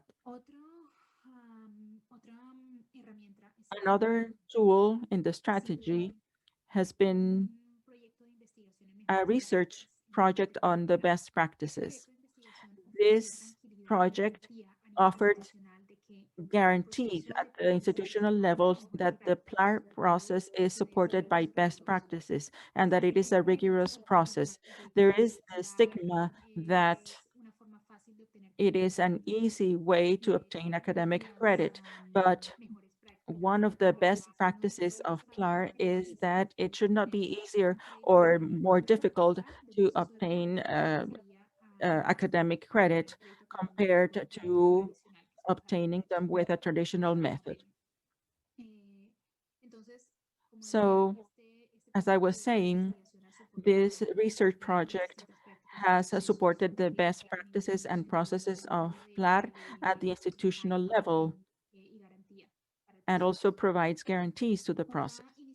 Another initiative was to improve our system of collecting and managing data and the use of these data for decision-making.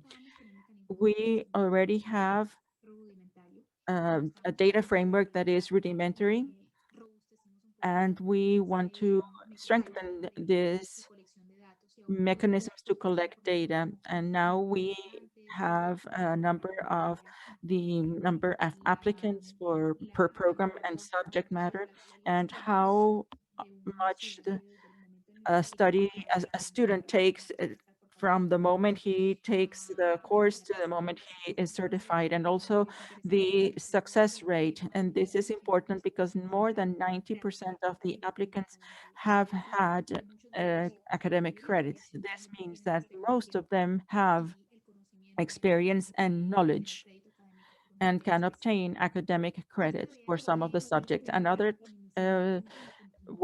task was to improve the quality. This is part of a ministerial mandate, and it's a part of the quality improvement of the province. At the level of the ministry, PLAR has developed programs. Another tool has been to develop infrastructures to improve the learning of students and also the work of teachers. And I want to focus on this. Two of the tools that I want to show you are designed to improve the accessibility or the access to information by the students and officials. The first tool is the integration of PLAR information in the subject matter scheme. This is available publicly in the electronic system. The system has a database that is available through our web page, our institutional web page. And basically through this database, the students can have access to information about any program and any subject in any program. And these schemes provide information about the learning objectives of each of the courses, as well as basic information of the PLAT process for that subject. So this allows students to have an idea about the expectations, not only of the course, but if they want to have PLAT for this subject matter, they can have an idea of whether they are eligible or not, and if they have the knowledge necessary. To include PLAT in the area of requirement, and also a system to manage the curriculum so that teachers and students can have access. outside or inside the institution. So any person can have access through this link and have information about the curriculum. And this information includes PLAR information. The second tool is a guide of PLAR for the students. And this is included in the curriculum management system. However, this guide is not public. The students can have access to it through a teacher of the institution. So this template was adopted from other institutions, and it must be completed by a teacher with all the information that a student may need in order to apply to PLAT for a certain subject matter. So this is organized by subject matter, and it has the relevant information for the students so that the student can make the decision of whether they can apply or not for the credit recognition. So this implies that there is a plan of action for each specific course, and this facilitates standardization because this plan of action can be used for any student who is interested in applying to this program for a specific subject matter. And there doesn't have to be a different evaluation for each student. And this empowers the candidates to be familiar with the process and also auto-evaluate their own knowledge without the need to have a teacher available. He doesn't need to make that decision together with a teacher or an academic advisor.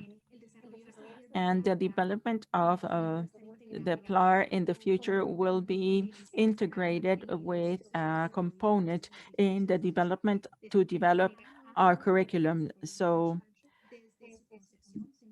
this will have PLAR guides for their subject matters. I know that time is up. I just wanted to share our lessons learned. If you ask me what I have learned in these years with work in PLAR,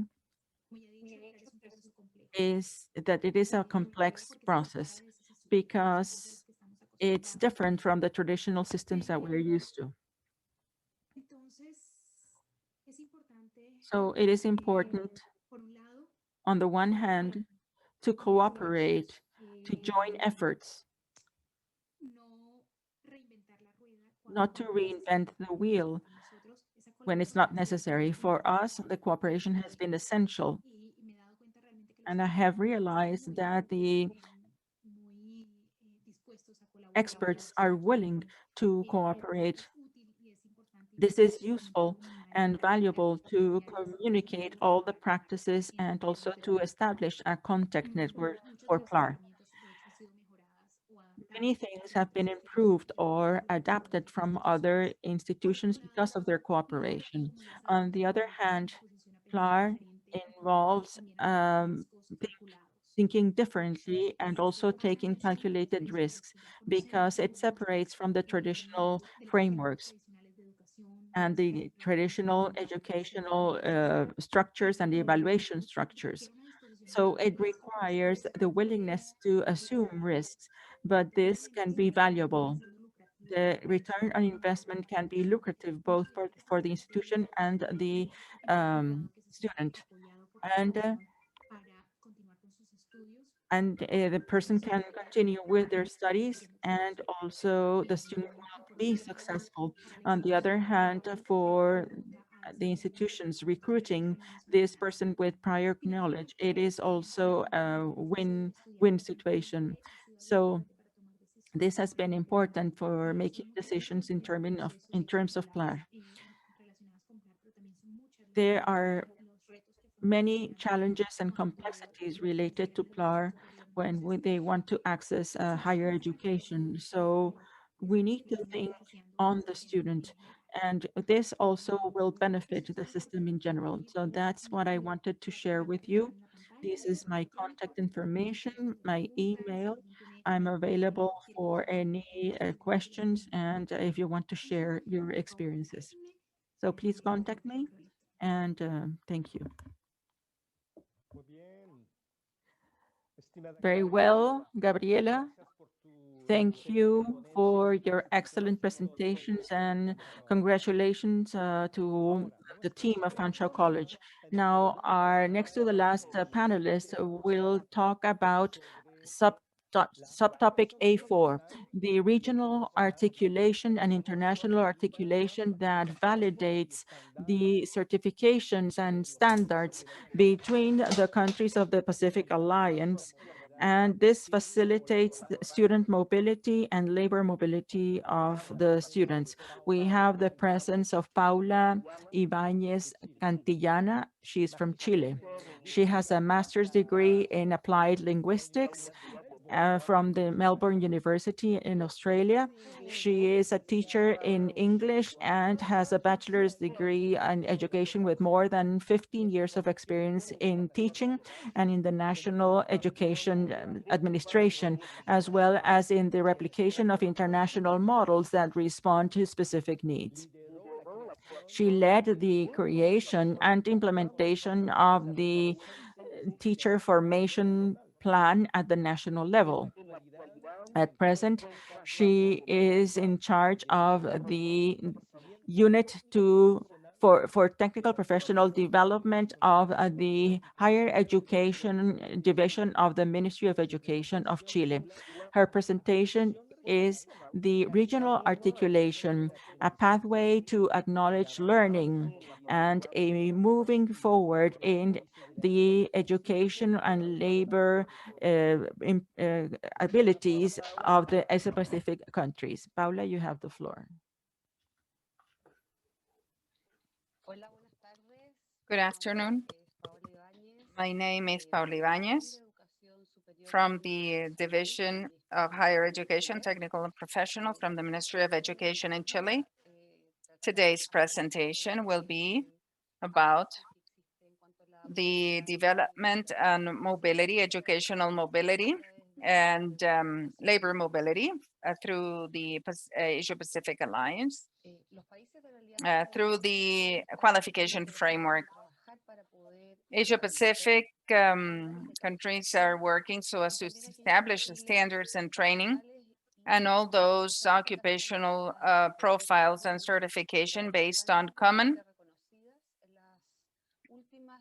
certifications and recognized in the different areas so as to improve mobility, labor mobility, and a lack of competencies in the region. This is to allow circulation of individuals as we are finding ourselves a growing number of people moving throughout the regions, and they are looking for a possibility of moving, and all the actors should help and collaborate in this mobility. And what we want to do is to develop certain actions so as to move forward. There are different international organizations that are recommending this framework of qualification that is a tool that supports mobility of individuals within their own countries and within their regions, as the ILO that in 2004 recommends member countries in the framework. And the OECD also recommends that as a tool to foster mobility, education, growth, and development of individuals in the different levels, whether it is in training and labor. In the statement of Puerto Vallarta in 2018, there is a network of specialists in the framework of qualification and the REMCAP, and they benefit mobility and facilitates recognition of the learnings obtained by the citizens. Pacific Alliance creates with different specialists in the government, and they create RENCAP with the qualification framework in each of the countries. They are developed through a standardized qualification framework, and that allows us to recognize each other among countries and validate and have a common element that could be understood among the different countries so as to make an exchange and this transit among ourselves and people so they can have the opportunity in being recognized and have real opportunities in the different countries. For this, REMCAP has elaborated a working plan that develops and generates synergies in the qualification framework of the different countries, and this is the purpose. And we have been working in different meetings with different specialists so as to achieve a work plan and see how we can move towards a regional growth. So that would allow us to communicate in a clear and a trustworthy way, so as to generate a framework, a general framework of qualification. This is what we want to achieve, and then we have the different members of REMCAP with collaboration of each of the countries. We have a team that is working and is defining as well as finding different alternatives as well as elements in the different countries so as to see some alternatives.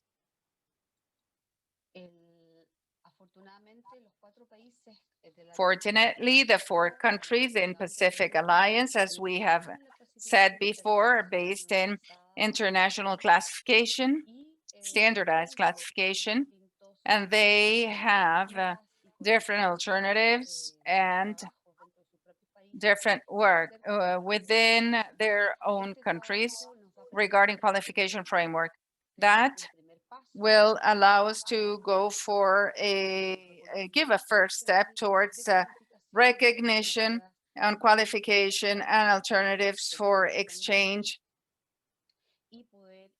And we have an alignment of each country with their own system, a framework of qualification, different alternatives in this regional framework so as to move forward in the recognition within the alliance. From 2019, or since 2019, we have the support, technical support, the Canadian government on the educational program in the Alliance, Asia Pacific Alliance, and that is supporting work that is being carried out and a frame of qualification. And it has a support and a diagnosis in a certification system. We have reports and mechanisms, quality, regional pilot, and support of the network, elaboration of mechanisms, equivalence, and developing a framework, recognition, and optimum practices and guaranteeing technical and professional. So this mechanism has ensures the mobility of the workers. They're qualified and in the different countries that are a member of the Pacific Alliance. In this sense, our country has a framework of qualification, and that is a consensus among different public and private, and it has 5 levels, and it is aligned. It is aligned with UNESCO, and it's in currently developing a pilot 4.0 in this sector. This is a multi-sector, and it will have a proposal for institutionality, feedback, and see what is the modification that we could do. And it will be aligning with those that exist in the Pacific Alliance regarding a general framework of qualification. To conclude, And I will leave you with a video and that will show you how we have been working and how this tool contributes to mobility and also a regional mobility. Thank you very much.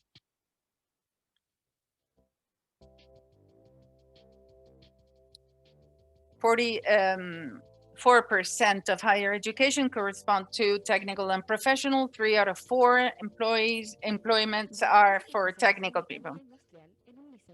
Valentina did industrial mechanics in a school. Then she started working for in Metalmecánica SA for 10 years, and then she started in a technical institute, and all her knowledge, previous knowledge, was accepted. Carlos started working in a mining company. He did not finish school and developed competencies and skills and did a training on a basic electricity for mining companies. After a certification process, he was recognized and their knowledge obtained. And this is thanks to the framework of qualification, developing themselves as professionals and developing growth in their professional life. And we have an instrument that will develop learning, knowledge, skills, and competencies acquired. The framework of qualification has 5 levels, different degrees and complexity, and towards higher complexity and autonomy, and that might imply a professional degree.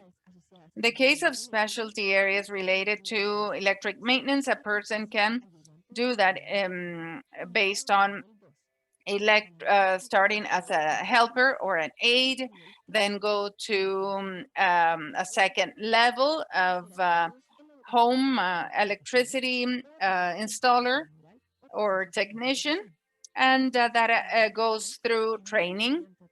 If they want to go to a 4th degree, they can move forward in another module so as to obtain a higher training and a higher degree.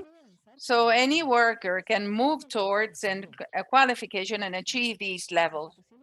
Thanks to that, they could identify the learning in each level, and the employers might identify the level of knowledge and skills, facilitating selection processes inside the companies.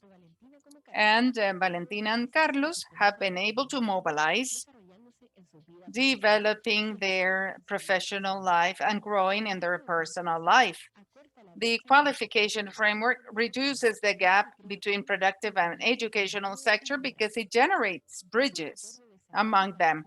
It is an engine on development for competitiveness of the country, representing progress and opportunity for the force that moves Chile.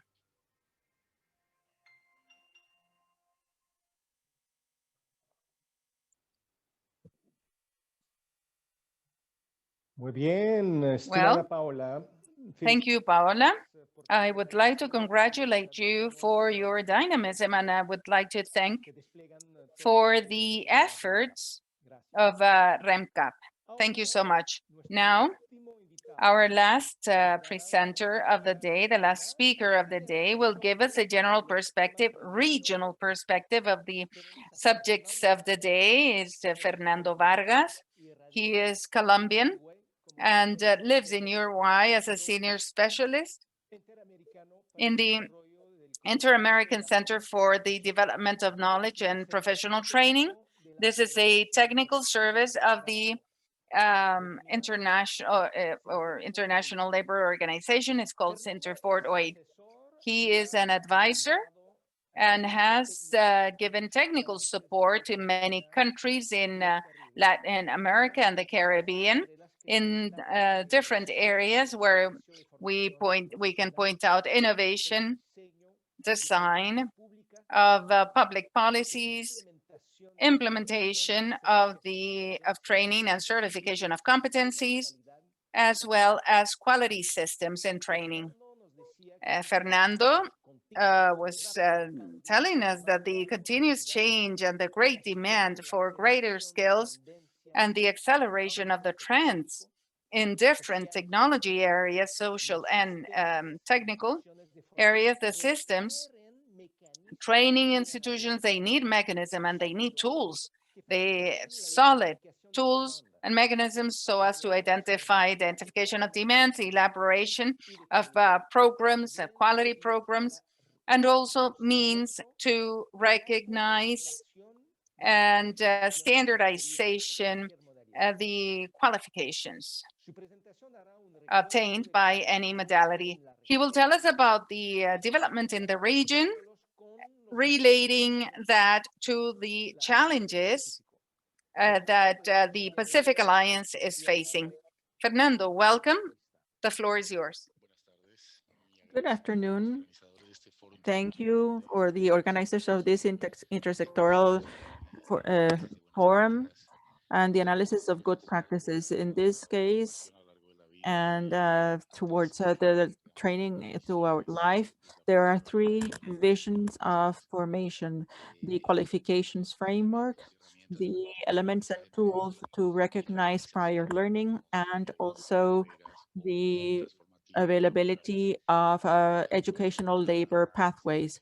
I'm going to share a presentation so that we can accompany some of the projections that we have about the topics that were dealt with, and to show you how these reflections come from our experience in the network of institutional professional networks that are part of this forum. We have about 70 organizations, and obviously we have institutions that are part of the Pacific Alliance in Mexico, Colombia, Peru, Chile. The first reflection that I have is that the report of the World Commission on the Future of Labor that met last year in Geneva had this statement to work for a more promising future. And it already contained many of the things that are all-encompassing of the discussions we had here. First, there is an insistence to invest more in the capacities of people, not only in decent work and also the work institutions, but also the capacities of individuals to educate themselves, recycle themselves, perfect themselves, and to confront the transitions throughout life. Not only the transition between education and work, but also the transition between work and work in one modality and work in another modality. So this transition is important as part of the concept of permanent learning for all. Here we consider formal and informal learning from childhood to adult learning, and it includes basic competences, social, cognitive, and those that are specific for the labor. And not only labor competencies, but also those that have to do with participation in a democratic society. So this permanent learning for all is an umbrella to begin with one of those first topics, the qualification system. What is this in the area of formation and professional education? These are systems that have three parts and sometimes we have a sector organizations that are sectors in industry, trade, and services. And they organize three main functions: the detection of demand, the delivery of education, certification, and evaluation. So this system is a governance arrangement where they set the rules of the game, and the qualification frameworks work within this framework. So it is a tool within the qualification systems that allows us to manage topics such as the definition of qualifications. How do you deliver those qualifications? How do you certify them and evaluate, and how you manage the system? So there is a second component. How do these qualifications originate from, and for what is this system for? we have elaborated these 4 stages for qualifications and how you can identify the qualifications through the competence model. You identify the labor market, what the worker achieves, and then we do standardized qualifications area, and then from there we create the formation program and then the certification program. This has been done by several countries by using the functional map, which approaches us to the labor market. And from there, we obtain the qualifications from the different competence units in this map. And this leads them to a qualifications map, so that the education is based on results and not contents. So this must be integrated to the educational structure of the country. So the framework is a mechanism to ensure quality, and it covers these 4 stages: the identification of demand with the methodology of anticipation, the description of occupation, and the different levels of competencies. And then we have the programs of education of teachers, and also in execution, we have updated formation programs with effective pedagogical strategies and also proper learning environments, and in evaluation with a follow-up of all those who have graduated from the system, as well as feedback processes. So this image is from the 90s, and it's very similar to our frameworks today because it organizes the levels of competencies from the elementary level to a complex level. In this moment, this is a model in Canada, and they used this in Sena as a base, and it had 5 different levels, 5 steps, but they were organized at the sectoral level. The idea is that as we go up the levels, the complexity and responsibility and attributions of these functions increase, and also the complexity of knowledge. So in healthcare, for example, at the first level, there is an elementary work, for example, cleaning, and then we have another level that could be an assistant. Then we have the technical level, for example, an imaging technique for diagnosis, and then we have the physician, the specialist physician, and then the director of the clinic. So this is the idea. And in a qualification framework, they have these qualifications, and they are also resolved in terms of the description of the dimensions that we already saw. So how do you articulate the second part that we saw in the panels, the recognition of previous learning and the certificate in this framework of certification? Here we need to refer on how we are innovating in the ways we deliver education for lifetime education. This accelerated with COVID. We had a prefixed time for learning to a variable time, and the formation in the same place to one that can be done in different places. So this is a traditional formation, the school method, and it has its first variation when we add the formational modules, and this allowed variable time, but in the same educational place. And then we have an alternating formation. It has a prefixed time, but in different places, in the center and in the company. And then we have the flexible formation concept, which is accelerating today because of the times. And it implies to learn in different places, in many places, at home, in the workplace, listening to a podcast while you're running or while you're in the bus, and also variable time, because you establish your goals. And this is becoming a reality very quickly and in less time than we believed before. And this allows this cycle for formation and certification to become a reality. Here we have the cycle, which is now more virtual, but with the recognition of the experience, we added this arrow where the experience in the workplace is evaluated and also recognized. And this makes a reality the concept of constant learning. There are some questions that we saw in the conference when we talk about prior recognition. in terms of COVID. So who are the beneficiaries?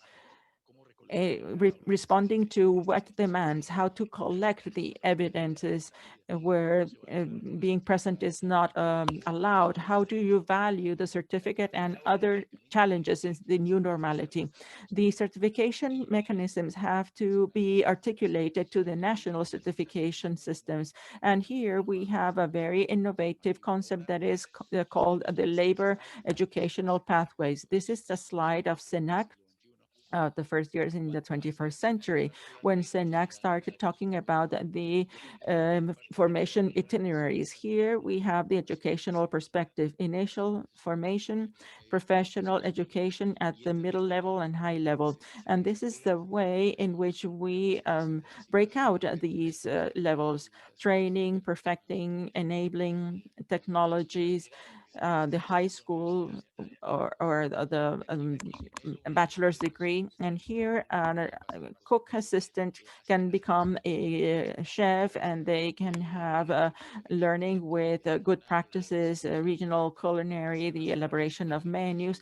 Then they can be a technician in foods, and they can be a sommelier or enologist, and then they can become a technologist in gastronomy, and they can have a bachelor's in hotel management and gastronomy, and then they can do another postgraduate degree in food services. So this is an occupational pathway associated to a formation pathway, and this is what we have today as a population of the qualification framework, because this is how you can populate this framework. All the areas with the dimensions and subdimensions that can be enriched.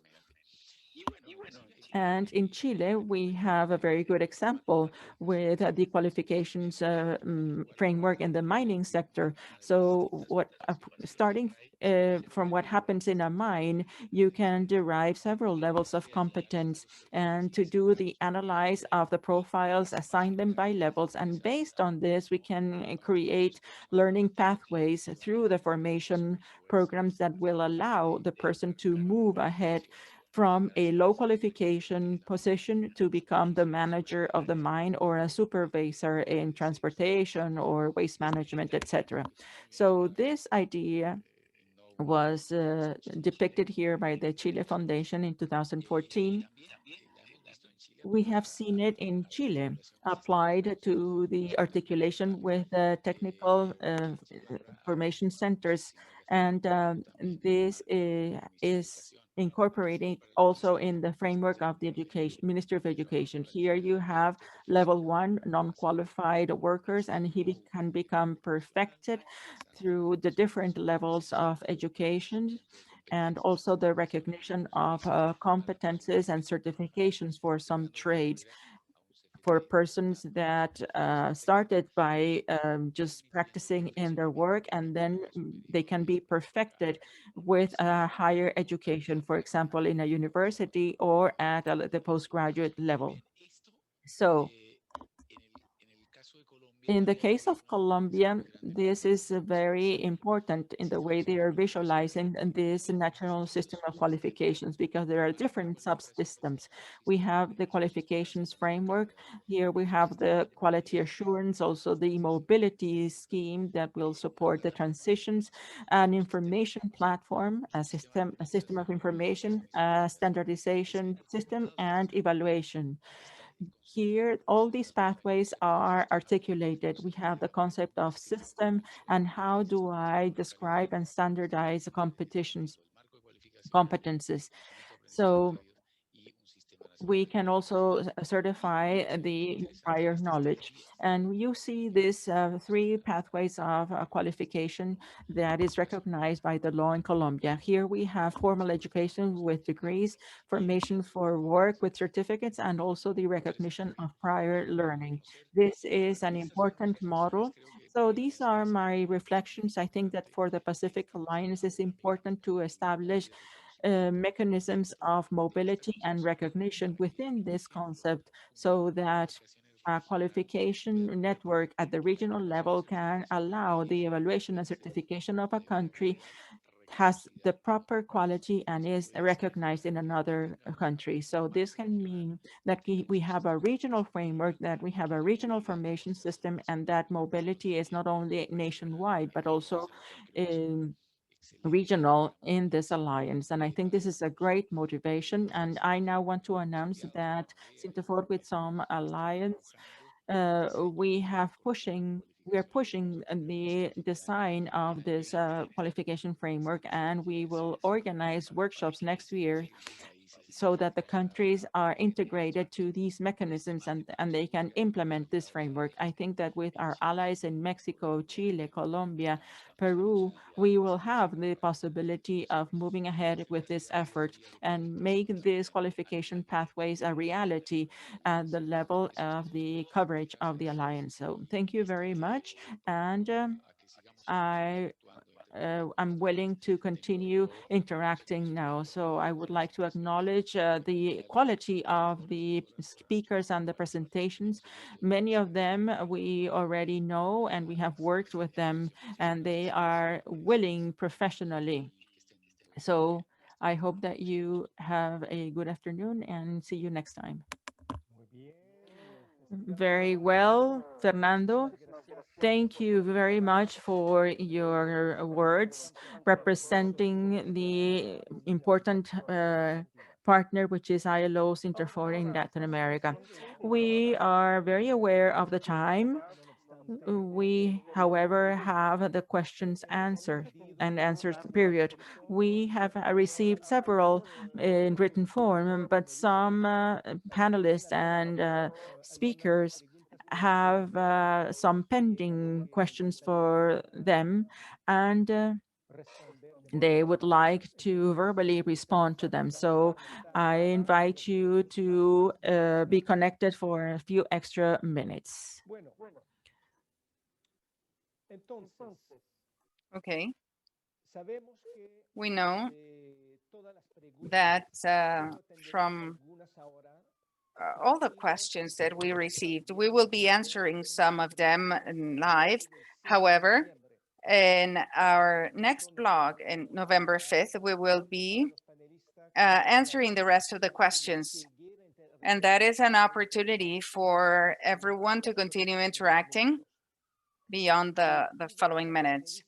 I would like to ask the speakers to take a maximum of 2 minutes to answer the questions. We will be starting with Liliana Gonzalez Mier from Mexico. Thank you. The question from Héctor Esteban is it's we have moved forward in the framework of and where can we attain the labor certificate? Well, we are in the project of the Undersecretary of Basic Art, and it has not been published yet. And we are updating that until the last activity in the last September 15, where we authorized all the attribution regarding the project. So we have been moving forward in all the areas with the Ministry of Education in Mexico, so as to have everything together. And once this is reaches a consensus, it will be supporting in accordance to the academic level what are going to be the areas and how this is going to be carried out, and this certification framework that will be harmonized and that will be done in a more accessible way. And what is the level and how it is reaching our country and recognize it, and we can continue these processes. And once we have this a consensus on this, we can take that to the official gazette, but today we don't have that established date yet. And we hope we have great support, and of course, for all those that want to obtain a good qualification. Thank you. And Luis Alberto de la Agua Mejia from the Ministry of Promotion and Employment in Peru. Well, many of the questions have been answered by the chat. However, there are some comments that I have been reading, and I think we need to point out that in Peru, we need to understand that we should make a diagnosis and a projection of the sectors that are going to have greater growth. Considering the crisis that we are living with pandemics, and there is an effort of strengthening the articulation on the productive sectors and the academic world. So we need to make a full diagnosis of all the competencies that are going to be demanded. So during this program, we are fostering that. We need to prioritize the competencies, technological competencies, because we know that the objective that needs to be achieved as the Ministry of Labor and Education is not only having greater opportunities and information for the citizens, but what we need to do is to translate all this into opportunities, concrete opportunities for the and improve the income of the citizens. Thank you very much. Now we go to Carla Águila from Chile Valora.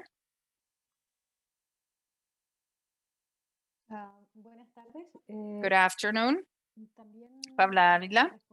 And I answered many of the questions in the chat. However, I think I need to reinforce some of the concepts, and that is how the model we have been working with, the hiring model that we have been working with. You can log on to chilevalora.cl. However, and I would also like to mention some aspects.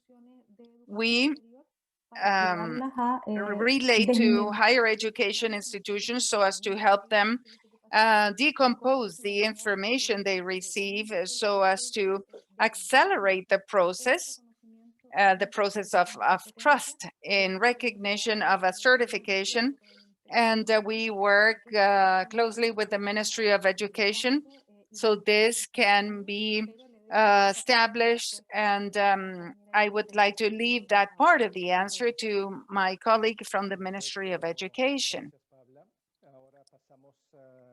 We go now to Mario Javier Rincontriana from Siena, Colombia. En relación con las inquietudes que se han planteado. Regarding the questions that have been presented,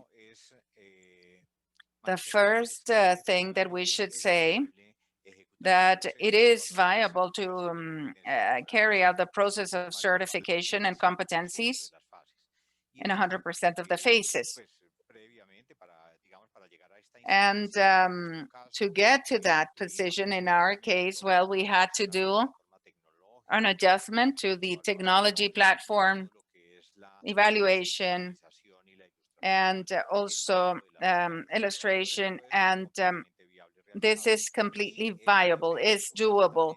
And that depends fundamentally on the type of reference, well, where we're going to carry out the process.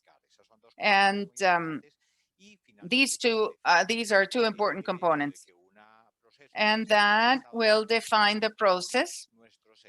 And those that can do that, well, are our expert evaluators, have clarity and do the evidence collection so as to have all the elements, judgment, sufficient elements of judgment. And it has to be competent in terms of transparency. And we also have the to see, well, the possibility of doing the labor competencies development. And there's an important, interesting issue, and is that all the training programs in Colombia are elaborated, they are updated based on labor competency standards. This is a legal obligation, and the language used for the competencies for a training program and or integral program and the competencies that are referenced for a process of certification would be the same, and that will facilitate the fact that those that are certified will be standardized. And from that point of view, it's fully viable. And then develop evaluation processes and competencies. And in our country, we're doing this. And part of that is with indigenous communities, with significant projects and regional projects and the Carnival of Barranquilla. And we are developing a project that is related to certification of the competencies that is in line with the what is being carried out. And this is one of the answers to the questions on the chat. Thank you. Sinterforo IT. Thank you. Thank you. I wanted to take these minutes to congratulate this panel and show all our recognition on what we have been doing, significant advances and developments, and you have been able to do this well, and in terms of recognition, mobility. And this is work in progress, so we will continue supporting the countries. And we are willing to get close to the Pacific Alliance, and we want to strengthen the alliances and continue with this, and not only with the growing flow of migrants and the integration among the countries. This will be facilitated on this type of levels, and we will have an initial training in the design of regional framework. And we are working very closely with with PAHO and with the OAS, and we would like to congratulate you for this event and what have been shared today here. Wonderful words. Thank you very much. We have met our timing. It's 850 people connected today. And of course, in the 2,128 people registered, some of them will be participating in the following days. And we are definitely happy. We would like to thank you all. I would like to invite my colleague to offer you the last words and remind you about the next 3 webinars that we will have. I would like to say goodbye and thank you very much for your participation. Thank you. I'm very happy to say that I have a great position to close and to thank everyone, the authorities and the 4 countries of the Pacific Alliances and Canada for their excellent and enriching presentations of the day that has contributed to the strengthening of dialogue, regional dialogue, international dialogue, and also the exchange and good practices and policies on the articulation, different level of articulation. And I would also like to thank all the participants that connected through the session. More than 800 people that were online. We would appreciate your interest, time, and your active participation with your questions and all your session and throughout the block of questions and answers. And it has been an outstanding session. We hope you have enjoyed this, and it is an experience that will contribute to increasing our shared goals, and that will definitely open the door for new thoughts. We have developed a satisfaction survey, and that will take around 5 minutes. We will share that a survey by email, and the 3 languages, English, French, and Spanish. And we would like to thank you for your feedback, and we greatly value your opinions and comments that will definitely contribute to improve our events. I would like to remind you on the dates of the next 3 sessions. And I would like to confirm that we will use the same link, connection link, and that was that you used to connect to the webinar of the day. The second session of the forum will be next Thursday, October 22 at the same time, from 9 till 12, Colombia, Mexico, and Peru, from 11 till 2 p.m. in Chile time, 10 till 1 in Ottawa. The next webinar will be focused on the EFTP link between productive sector and EFTP, and that will talk about labor force mechanism on articulation, reevaluation of EFTP, and the use of technology. And where we're going to have a group of experts and political authorities, and also with Canada and the Asia Pacific, and that will share the knowledge and experience. The third webinar will be October 29, and we'll talk about insurance, quality assurance. And the last session, November 5, will be quite participative with work, subgroups of interest, subjects, and countries. We would like to see you all together, connected next Thursday at the same time.